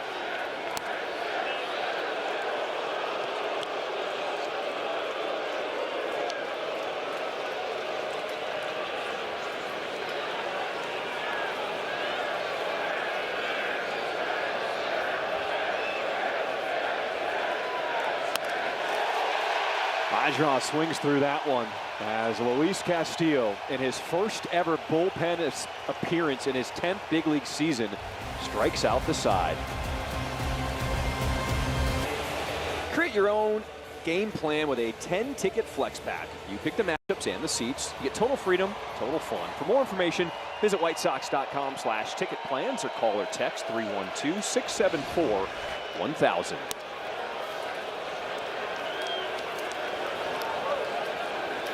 Tyler Davis retired the first batters he saw in the 6th inning as he comes back out here for the bottom of the 7th.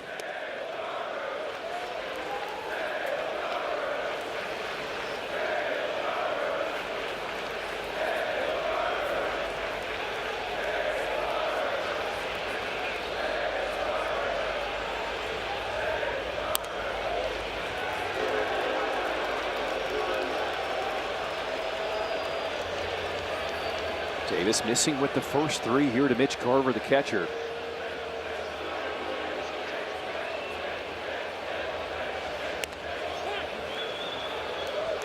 Gordon, both teams have just one hit tonight. No offense whatsoever. I think part of that is the really good pitching. Miller, Kay. They both did it a little bit differently, that's for sure. The catcher is challenging the call of strike. So Edgar Caro was already successful tonight. Let's see how he does here on his second one. The call is confirmed. Seattle has one challenge remaining. Excuse me, Mariners challenged that one. ABS powered by T-Mobile, so the Mariners lose their challenge.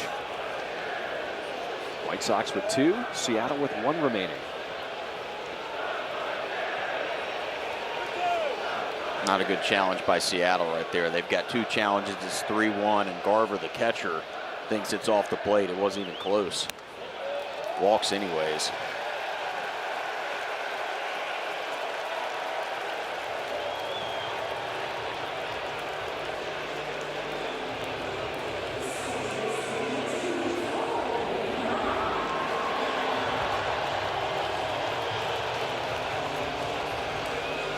Year-old Cole Young. He was 0 for 1 tonight with a walk in the second inning.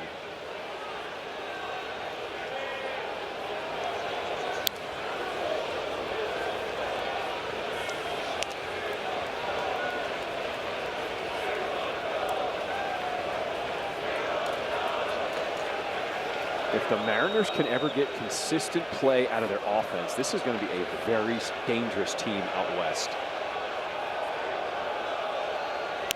You look at their starting rotation that is starting to get healthy now. And you have a guy like Luis Castillo who now becomes the odd man out and is pushed to the bullpen. That is wild. Well, it might have been good for him to get out there. And that way he's thinking more about just throwing max effort and not thinking he's got to go long in the game. Could be a weapon out there if they end up going to him for kind of a long guy leverage situation, but also eating some innings out there in the bullpen. Could be a blessing in disguise. They obviously have an embarrassment of riches in the starting rotation.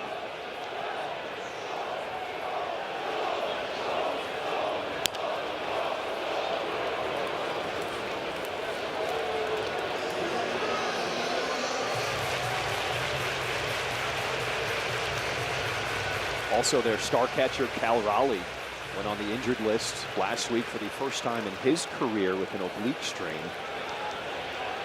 Do you think when they get him back, if he starts performing like he did last year, a very different look to this offense?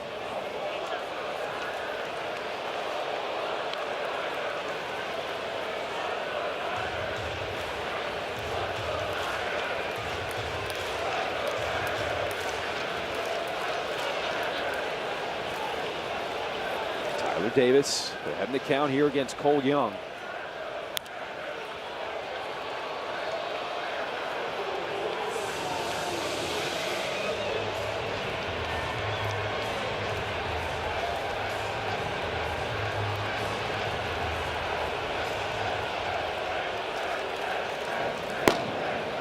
Brandon Eisert on in the bullpen, potentially another reliever for the White Sox. What a pitch. Wipes out Cole Young. There's the first out here in this bottom of the seventh. Big time spot to break out the splitter. 85 miles per hour. Look at that. Strike to ball.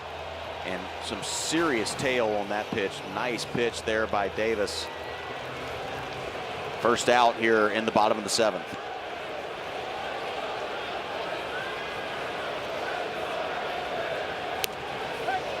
Breaking ball starts the at-bat to Colt Emerson. Teams are throwing the kitchen sink at this 20-year-old to try to figure out where are the holes in his swing. At bat late in the game yesterday, he saw 5 changeups until he finally took one out over the right field wall.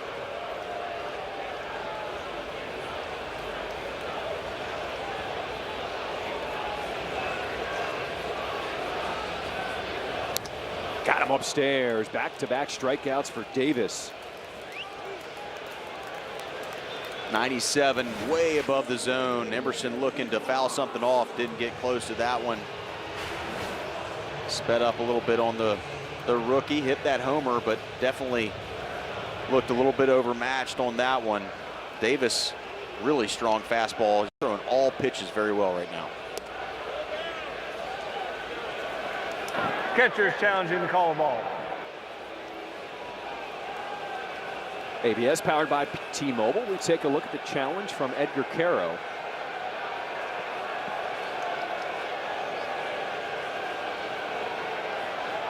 We're going to wait on it. After review, the call is confirmed. The pitch is a ball. Chicago has 1 challenge remaining. Huh. Okay, so that's the first time we've ever seen a challenge where they did not actually show the video on the big screen.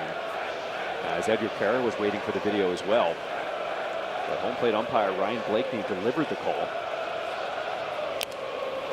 And the White Sox are down to 1 challenge remaining tonight.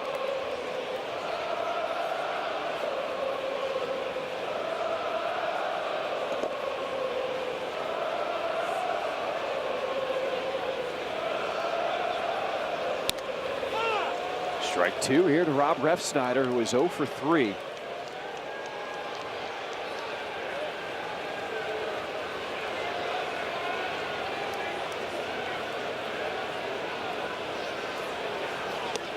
Swing and a miss. 3 strikeouts here in the 7th. 4 strikeouts tonight for Tyler Davis. Way to go out of the bullpen.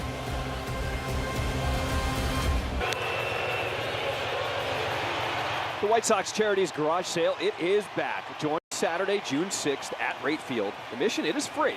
Open to the public. You can shop game use equipment, autographed baseballs, bobbleheads, and more. For more information, visit whitesox.com/garage sale.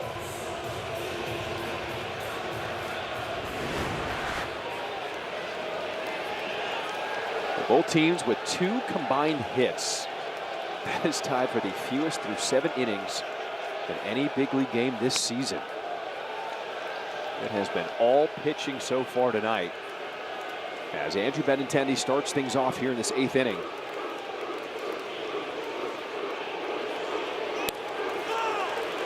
Luis Castillo struck out the side in his first ever bullpen appearance in the 7th. As the Mariners will try to use him to close out this game here tonight.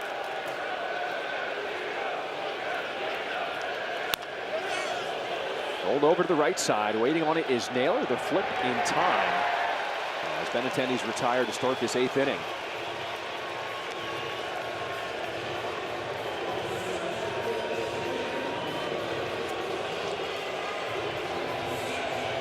Every night, it seems like it's been a different guy on this roster for the White Sox to step up.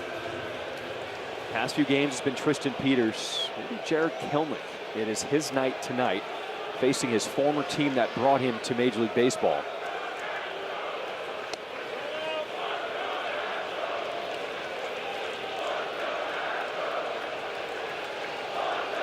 Kelnick 0 for 2, a couple strikeouts.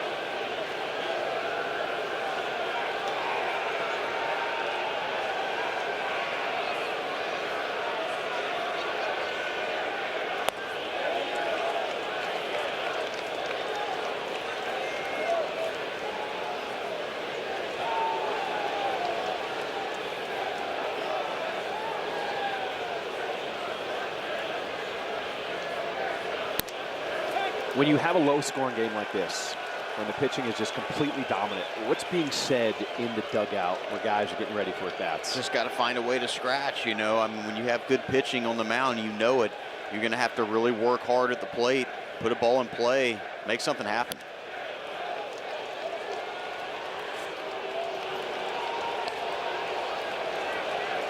White Sox are looking to avoid back-to-back losses for the first time in 11 days. after losing the opener of this series here in Seattle 6-1 last night.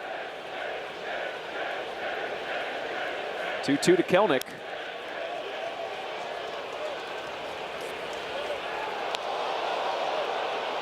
White Sox entered play tonight, a game over 500. Second place in the AL Central with 2 games back of Cleveland.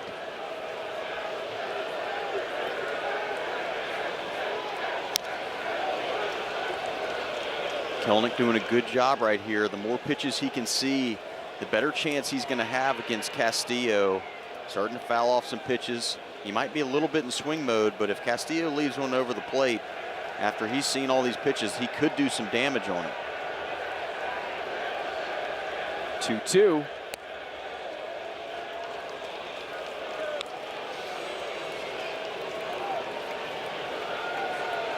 So the Guardians continuing their series with the Tigers. Cleveland beat the Tigers in Detroit 4-3 earlier. Chopper goes off the glove of Castillo, and the White Sox catch a break. It looked like it was going to be a routine ground ball, but Kelenic will reach here in this 8th inning. Good job to battle up there. He gets a changeup out over the plate. Castillo goes off the tip of his glove. Let's see exactly where the infielders were. Probably going to be an out. More than likely the shortstop's going to come over and get that ball. Either way, I believe it's going to be a base hit, and it is. You said, what do you do?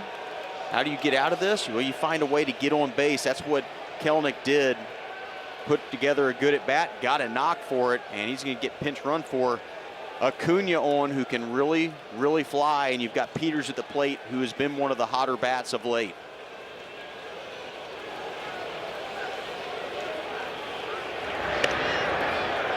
With the speed of Acuna, the Mariners are aware and check on him over at first. Do you take the chance and run with him here with Peters at the plate? I think anytime Acuna feels like he can get a good jump, yeah, I think you run with him.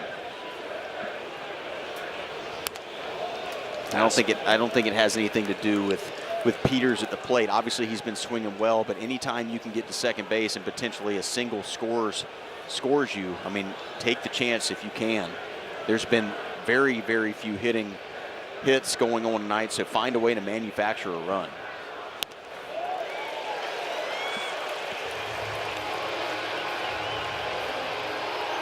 So Acuna has now seen 2 deliveries.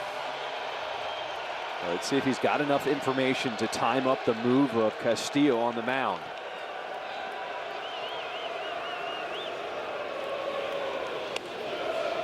Changeup floats outside, and it's ball 2. Now, to your point, Castillo pretty quick to the plate. Pretty quick leg kick and going straight to the plate. Jose Lejer at first base is telling Acuna these numbers. He's giving him the time to the plate, and that might be why Acuna so far hasn't taken off.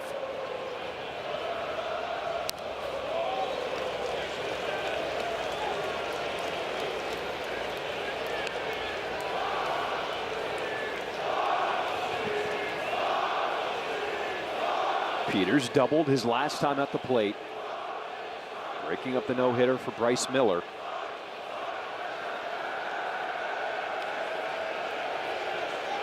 Two-two.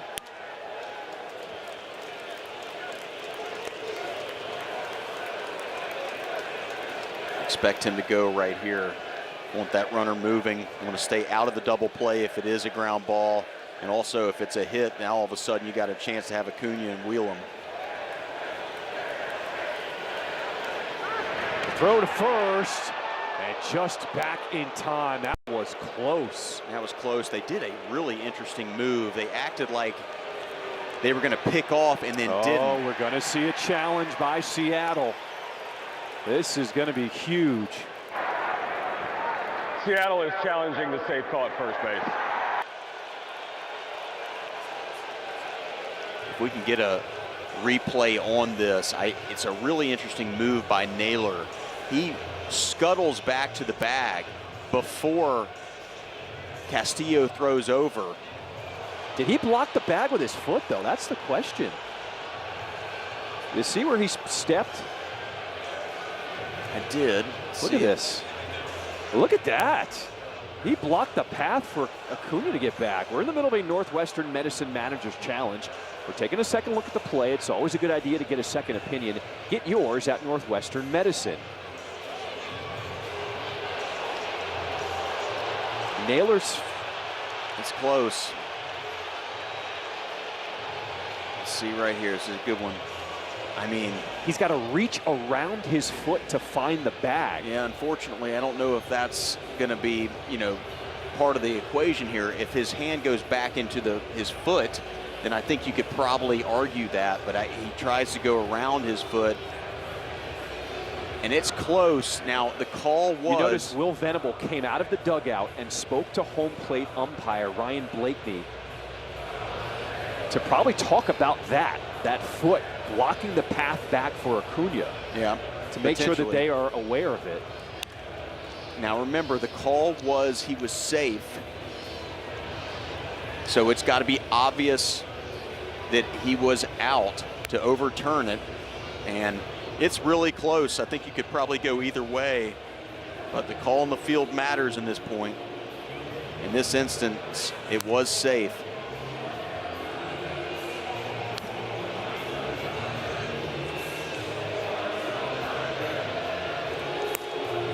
It is up to the control center in New York to determine this call now.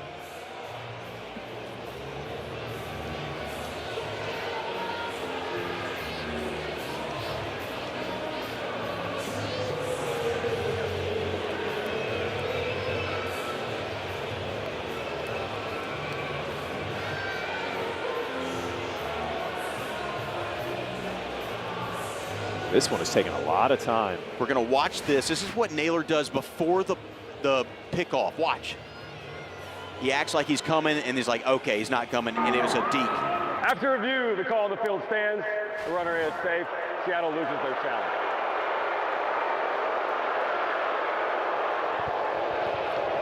It's a really interesting play by Naylor. It's definitely a play that they work on, and ends up not getting overturned. I think that's because he was safe. If he's out, it stays he's out. Now the focus shifts back to the plate as Tristan Peters in a battle here against Castillo.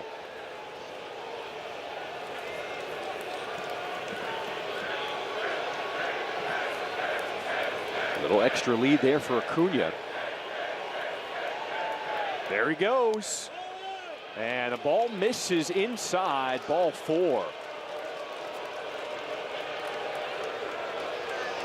Nice at bat by Peters, works it to 3-2 and takes a very close pitch for ball 4. We'll watch it again. Castillo's got a lot of movement back towards the plate, but it just doesn't get there.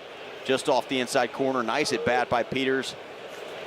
There you go, Acuna looking in after a few strides. Good job by him as well. And the White Sox got first and second, 1 out.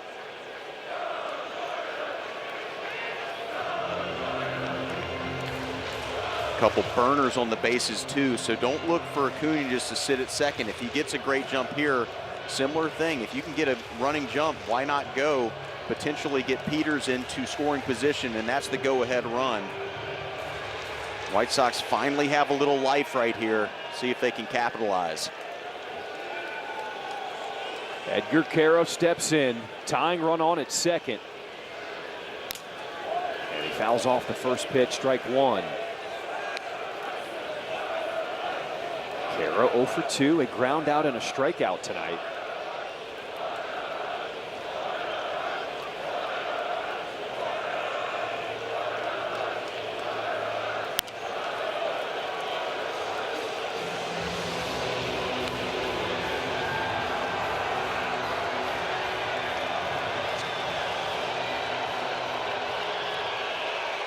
White Sox are 0 for 3 with runners in scoring position so far tonight.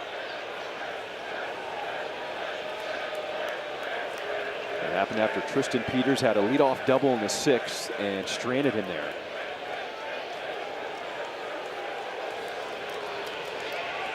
Oh, 2.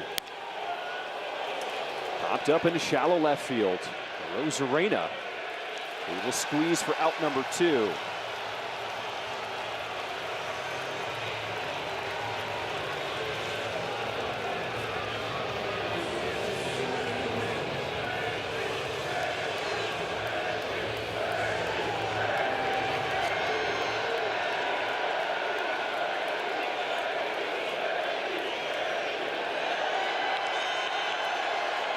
Well, the shirtless crew in right field is now going through their own version of a roll call, as they were chanting Randy's name, and he tipped his cap in acknowledgement. And Julio now with a glove wave.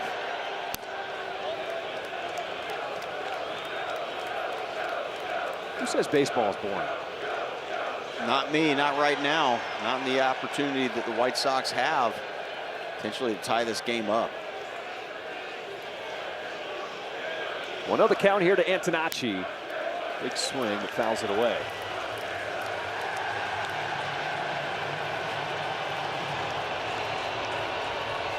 Sam's been one of the more consistent hitters for the White Sox since he was called up. Coming into today, hitting .298.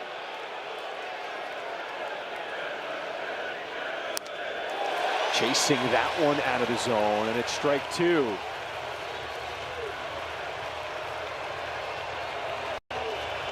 Sequence's last 2 pitches has been changeup, fastball above the zone. Let's see if he goes back to the changeup or they want to go high again.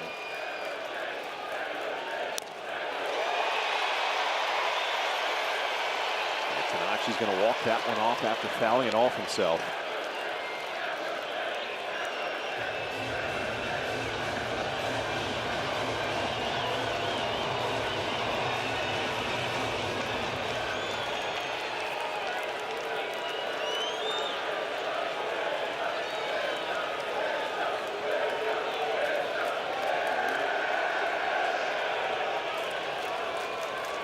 One ball, 2 strikes the count. 2 down here in this 8th inning. Bouncer off the mound. It is fielded by Emerson, and the throw is there. White Sox unable to scratch a run across and still trail 1-0. Time now for the upcoming schedule presented by Toyota. Let's go places. One more here in Seattle, followed by an off day, and then we'll be in San Francisco for 3. Then it's back home to face the Twins for 4, and Detroit for 3.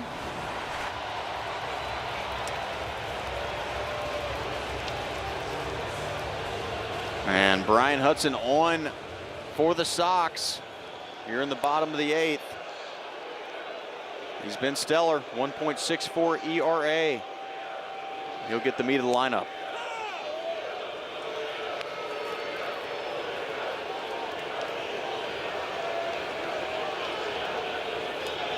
Hudson, the big lefty, faces Julio Rodriguez.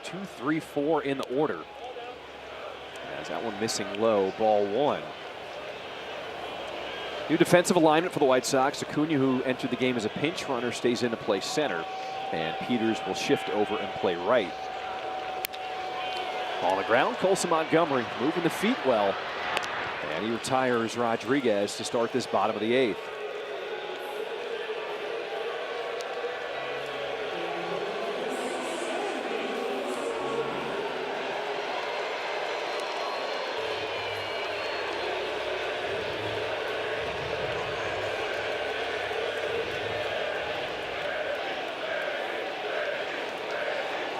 Andy Rosarena, 0 for 2 tonight, hit by a pitch. And he does commit to that one, strike 1.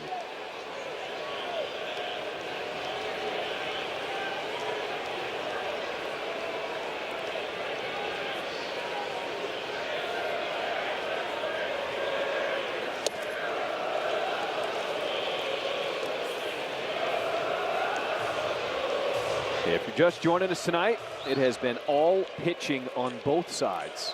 White Sox with 2 hits, the Mariners with 1. But the numbers that count, it's Seattle with a 1-0 lead over the White Sox here in this 8th inning.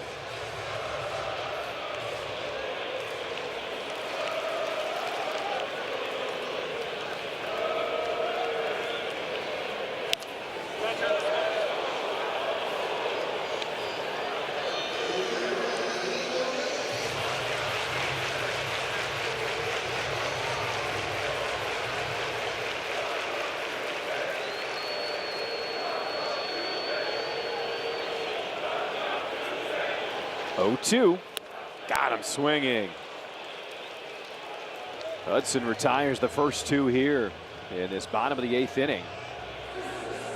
as Josh Naylor steps in. All-time versus the White Sox. We take a look at the big names on the list historically with the highest career slug.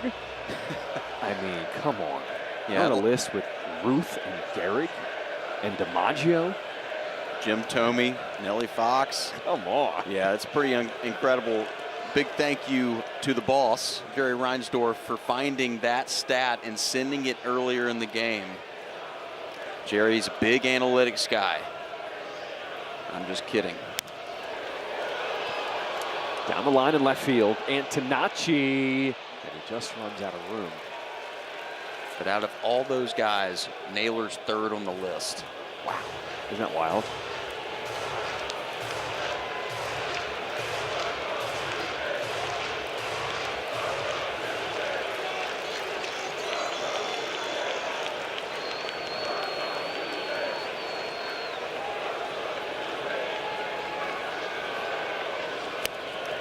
Big breaking ball.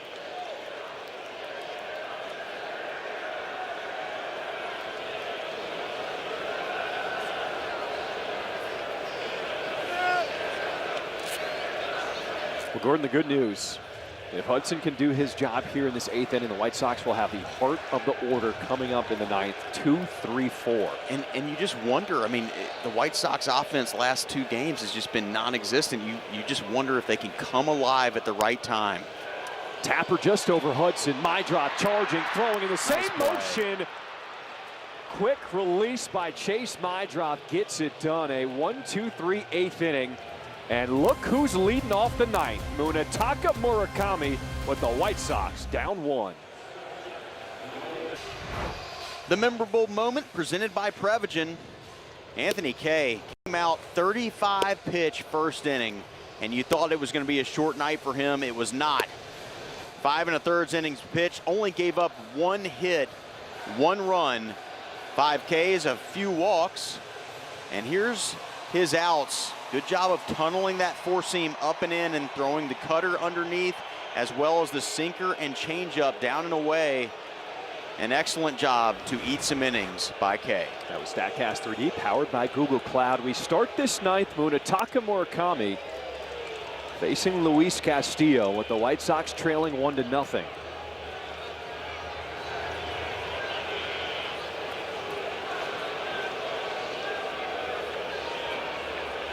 Murakami got a chance before the game today to spend some time with Ichiro Suzuki. Batter's challenging the call of strike. And a challenge by Murakami. ABS is powered by T-Mobile, and he is correct. Overturned, the pitch is the ball. Chicago has 1 challenge remaining.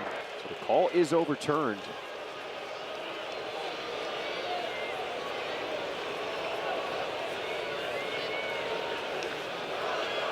One ball, 1 strike, the count here to start this 9th inning.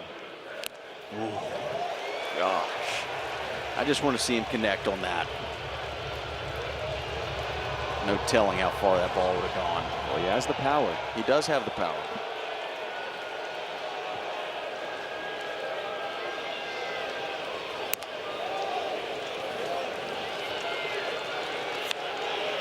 So 3 balls and a strike, the count here.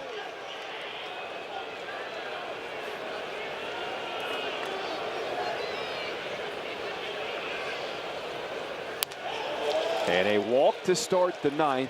The tying run will reach. Well, get your home game day ready with Steinhafels. It's a proud partner of the Chicago White Sox. Shop Steinhafels Memorial Day sale and save up to 30% store-wide on sofas, bedrooms, dining, and more. Plus, you get great deals on patio furniture for summer. And take advantage of Steinhafels' 18-month 0% financing. You can shop in-store or at steinhafels.com. So Derek Hill will be the pinch runner replacing Murakami, representing the tying run here in the 9th inning.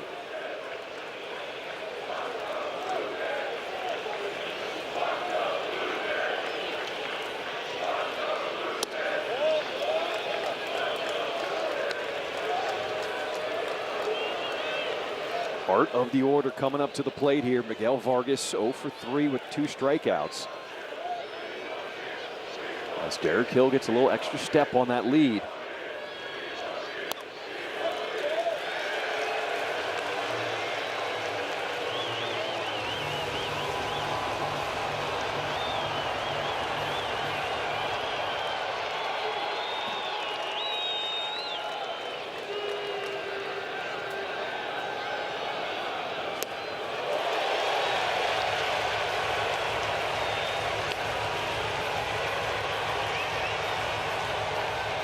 Luis Castillo came on in the 7th inning. And the starter is now going to finish up the back end of this game here for the Mariners. Oh, no. That one hit Vargas as he lets out a scream. Oh, boy.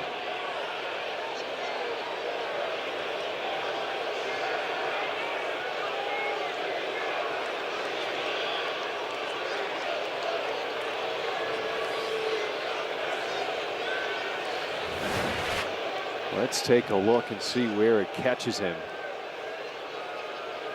Oh, no.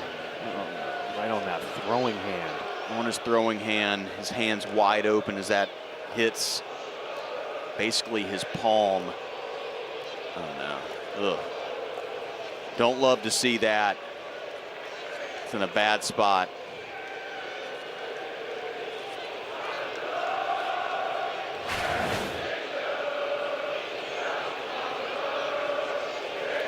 He's going to stay in, but I'm going to tell you right now, that's going to swell up really bad, and I hope everything's all right. He'll probably get some x-rays after the game because that's a very,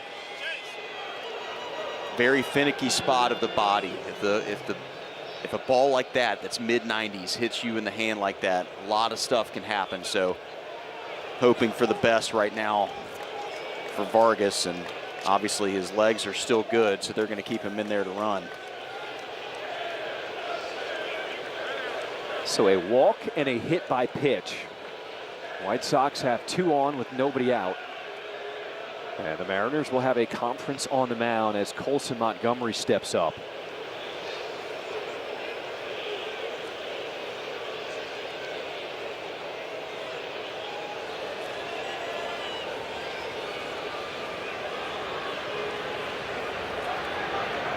White Sox had a runner on at second in the 6th inning after Peters had a leadoff double.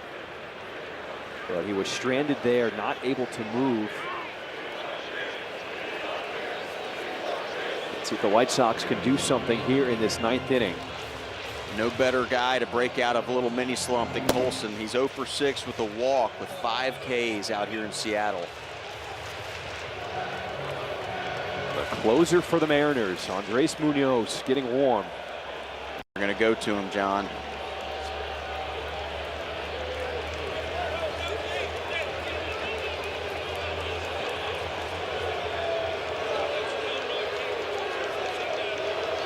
So home plate umpire Ryan Blakeney is telling the Mariners you cannot make a second trip with the same batter.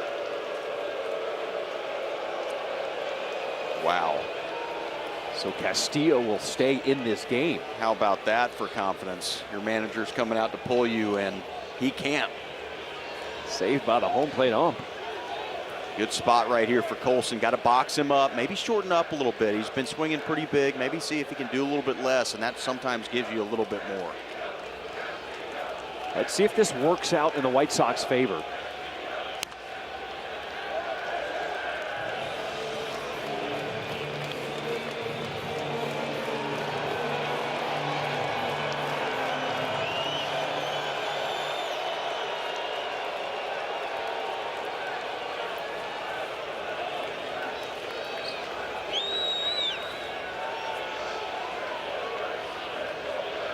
A 0-1 pitch. Swung through by Montgomery, strike 2.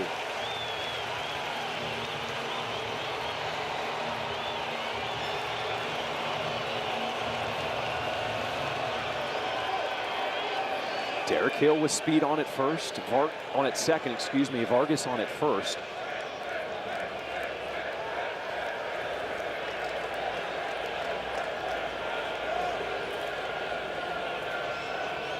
Oh, 2. Nice job to lay off the off-speed pitch. Ball 1 to Montgomery.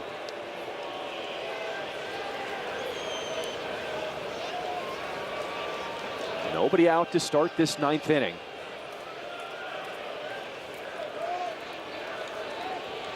One, 2.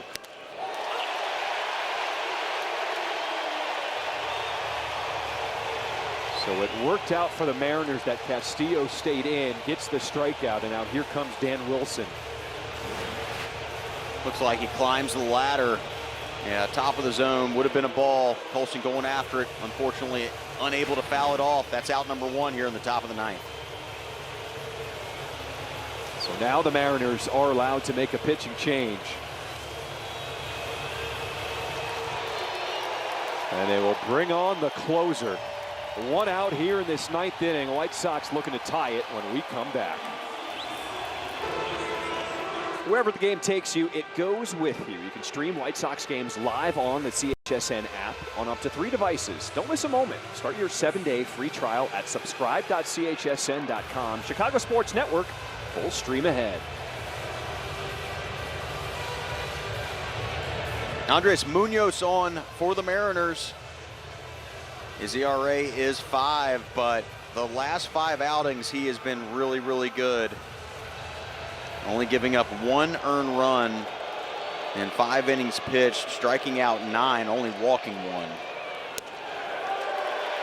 Nasty pitch as Majdroth steps out for strike 1.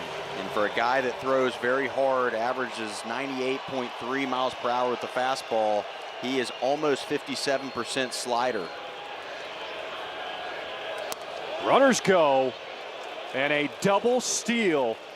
The White Sox now have 2 in scoring position in the 9th inning. What a job right here by Hill, sensing that the closer's not paying too much attention to him and just takes off. And a good job by Vargas to follow suit. Gets a good jump. They were going to go backdoor on Vargas, but no throw, and the White Sox have the the go-ahead run on second base. Infield is in for the Mariners. Inside out swing, and it gets into right field. Majdroth comes through as Derek Hill scores. The throw comes to the plate, and Majdroth takes second. We are tied here in Seattle in the 9th. Absolutely huge at bat right there by Majdroth. Didn't try to do too much. Goes the other way. Finds a sneaky hit right down the line on the first base side. Look at that, staying inside the baseball. Good things happen. Vargas didn't take off initially, and because of that, it's first and third, but a really good job by Majdroth to sense where the second baseman was. Nobody was there at first base, so he got a lot of room, and as soon as that ball was thrown, got to second base, and it's still second and third, only 1 out, tie ball game. And the infield stays in, and it goes off the glove of Naylor. Here comes the go-ahead run. Vargas scores. White Sox take their first lead of the night here in the 9th. What a comeback by the White Sox. The wand is out, and they are up right now. Ball hit hard by Benintendi in a big spot. Naylor knocks it down, but can't control it. Slider, outer third, and Benintendi hit it hard. Here's a great view of it by our crew. Saves a run to Naylor, but couldn't corral it. Wow.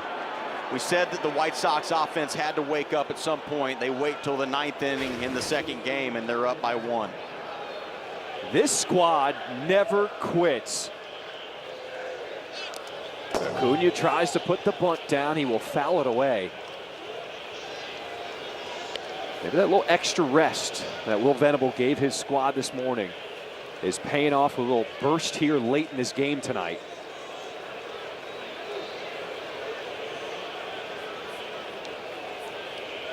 Acuna entered the game as a pinch runner, and that one has to go down to the deck to get out of the way. Yeah, cuidado, Acuna. This is not what you want to see when you square. Good job to pull it back, though. Trying to lay down a safety squeeze towards the first baseman, Naylor. Pops the bunt up out of play. And that'll be strike 2. Yeah, this is one of his specialties, though, being able to put a bunt down. Unfortunately, when you've got a closer like Munoz, it's not such an easy task. Great slider, 98-mile-per-hour fastball. That's not easy to put on the ground via the bunt. 1-2. Breaking ball, got him looking, strike 3.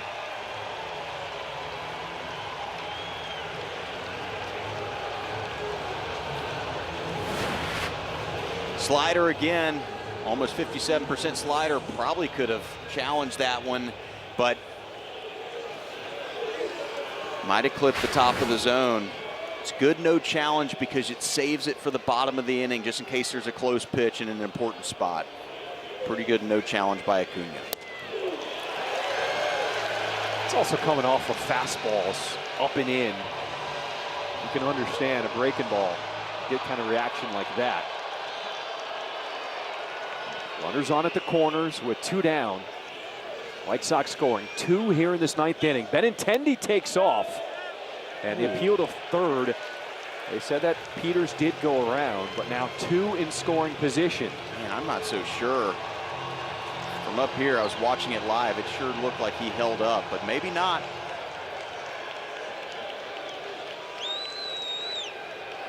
The stolen base for Benintendi. 0-2 to Peters. And did go around there, strike 3. But the White Sox take the lead here in the 9th. Stay with us for the bottom of the 9th in Seattle. Welcome back, bottom of the 9th. Will Venable and his squad scratching 2 in the top half of his frame to try to win this 2nd game of the series against the Mariners, and a new pitcher on the mound. Grant Taylor coming on for the save here in the bottom of the 9th. 1.85 ERA. He pitched 2 stellar innings against the Cubs on the 17th. No hits, no runs, no walks, and a strikeout.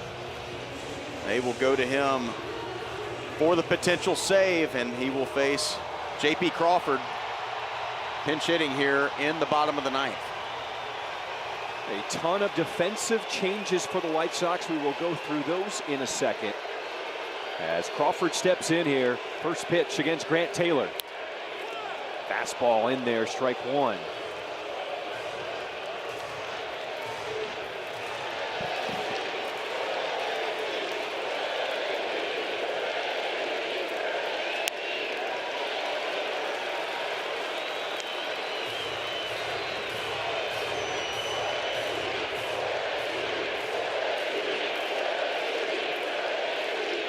Ball, 1 strike.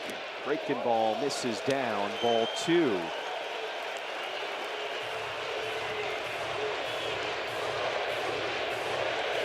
What an atmosphere it has been tonight here in Seattle. Swing and a miss on the big heater. All right, so here's all the defensive moves here to start this bottom of the 9th. Miguel Vargas shifts across, he plays first. Antonacci comes in from left to play second. Maedroth shifts over to short. Montgomery moves over to third. And Derek Hill enters the game in left field. Got him swinging. 1 out here to start this bottom of the 9th. Well, the way Taylor's throwing the ball right now, they might not need a defense. Absolutely gassed up at the top of the zone. No chance for J.P. Crawford. Taylor went to a couple breaking pitches, 4 balls, and then went right back to the fastball, and it's a good one. 1 out here in the bottom of the 9th. So some lefty bats coming off the bench. Luke Raley, he will pinch hit for Connor Joe.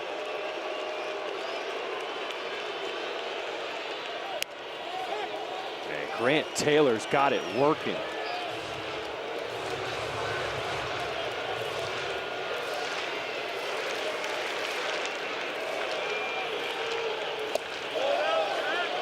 He did not go around. Tripp Gibson on the call there. Ball 1.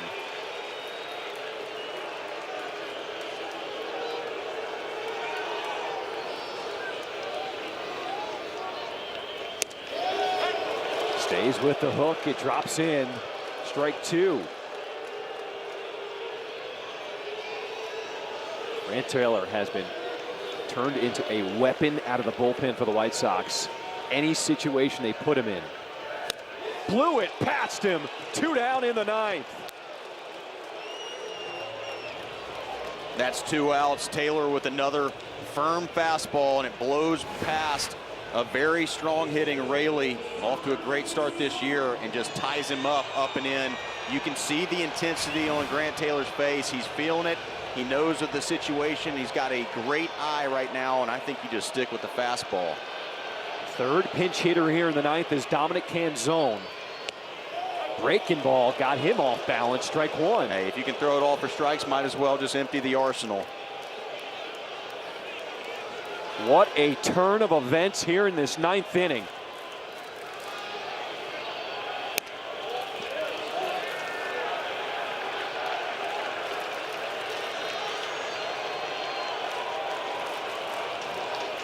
White Sox had just 2 hits all ball game heading into the 9th.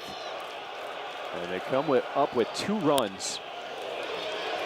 And now Grant Taylor is a strike away from closing out this ball game.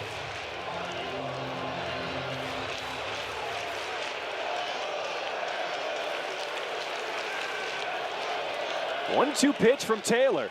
Yeah, buddy! White Sox come from behind in the 9th and take game 2 of this series 2-1 over the Mariners. What a comeback by the White Sox. I said that you might not need your gloves right now with the way Grant Taylor is throwing the ball. He strikes out 3 in the 9th to preserve the save. And what a comeback by the White Sox offense. They needed to wake up. They found a way to do it in the top of the 9th and steal one out here in Seattle. What a game, John. Just the 2nd win this season for the White Sox after trailing after the 8th inning. This is what this team is made of this year. There is no quit. They continue to fight. Everyone getting involved in this win, and really you got to hand it to Anthony Kay after that 1st inning to be able to keep his team in it. What a performance. And then Grant Taylor in the bottom of the 9th strikes out the side. What a game, Gordon. Let's take a look at this performance. Yeah, 1, 2, 3 in the 9th. All fastballs, all heat. Grant Taylor was absolutely feeling it. A wonderful job by the White Sox to stay in it, hang around the hoop, and they find a way to dunk it late in this game. Look at that. No chance of that fastball. Four-seamer Grant Taylor doing his thing. Oh, this one felt good tonight. Thank you for everybody staying up late with us here on the West Coast on this Tuesday night. This one we will all enjoy and soak up with the White Sox scoring 2 in the 9th and getting a 2-1 win over the Mariners. For Brooke Fletcher, Gordon Beckham, I'm John Schriffen. Thanks for joining us. White Sox postgame live presented by Yingling comes up after the break. $1 in purchases when you activate.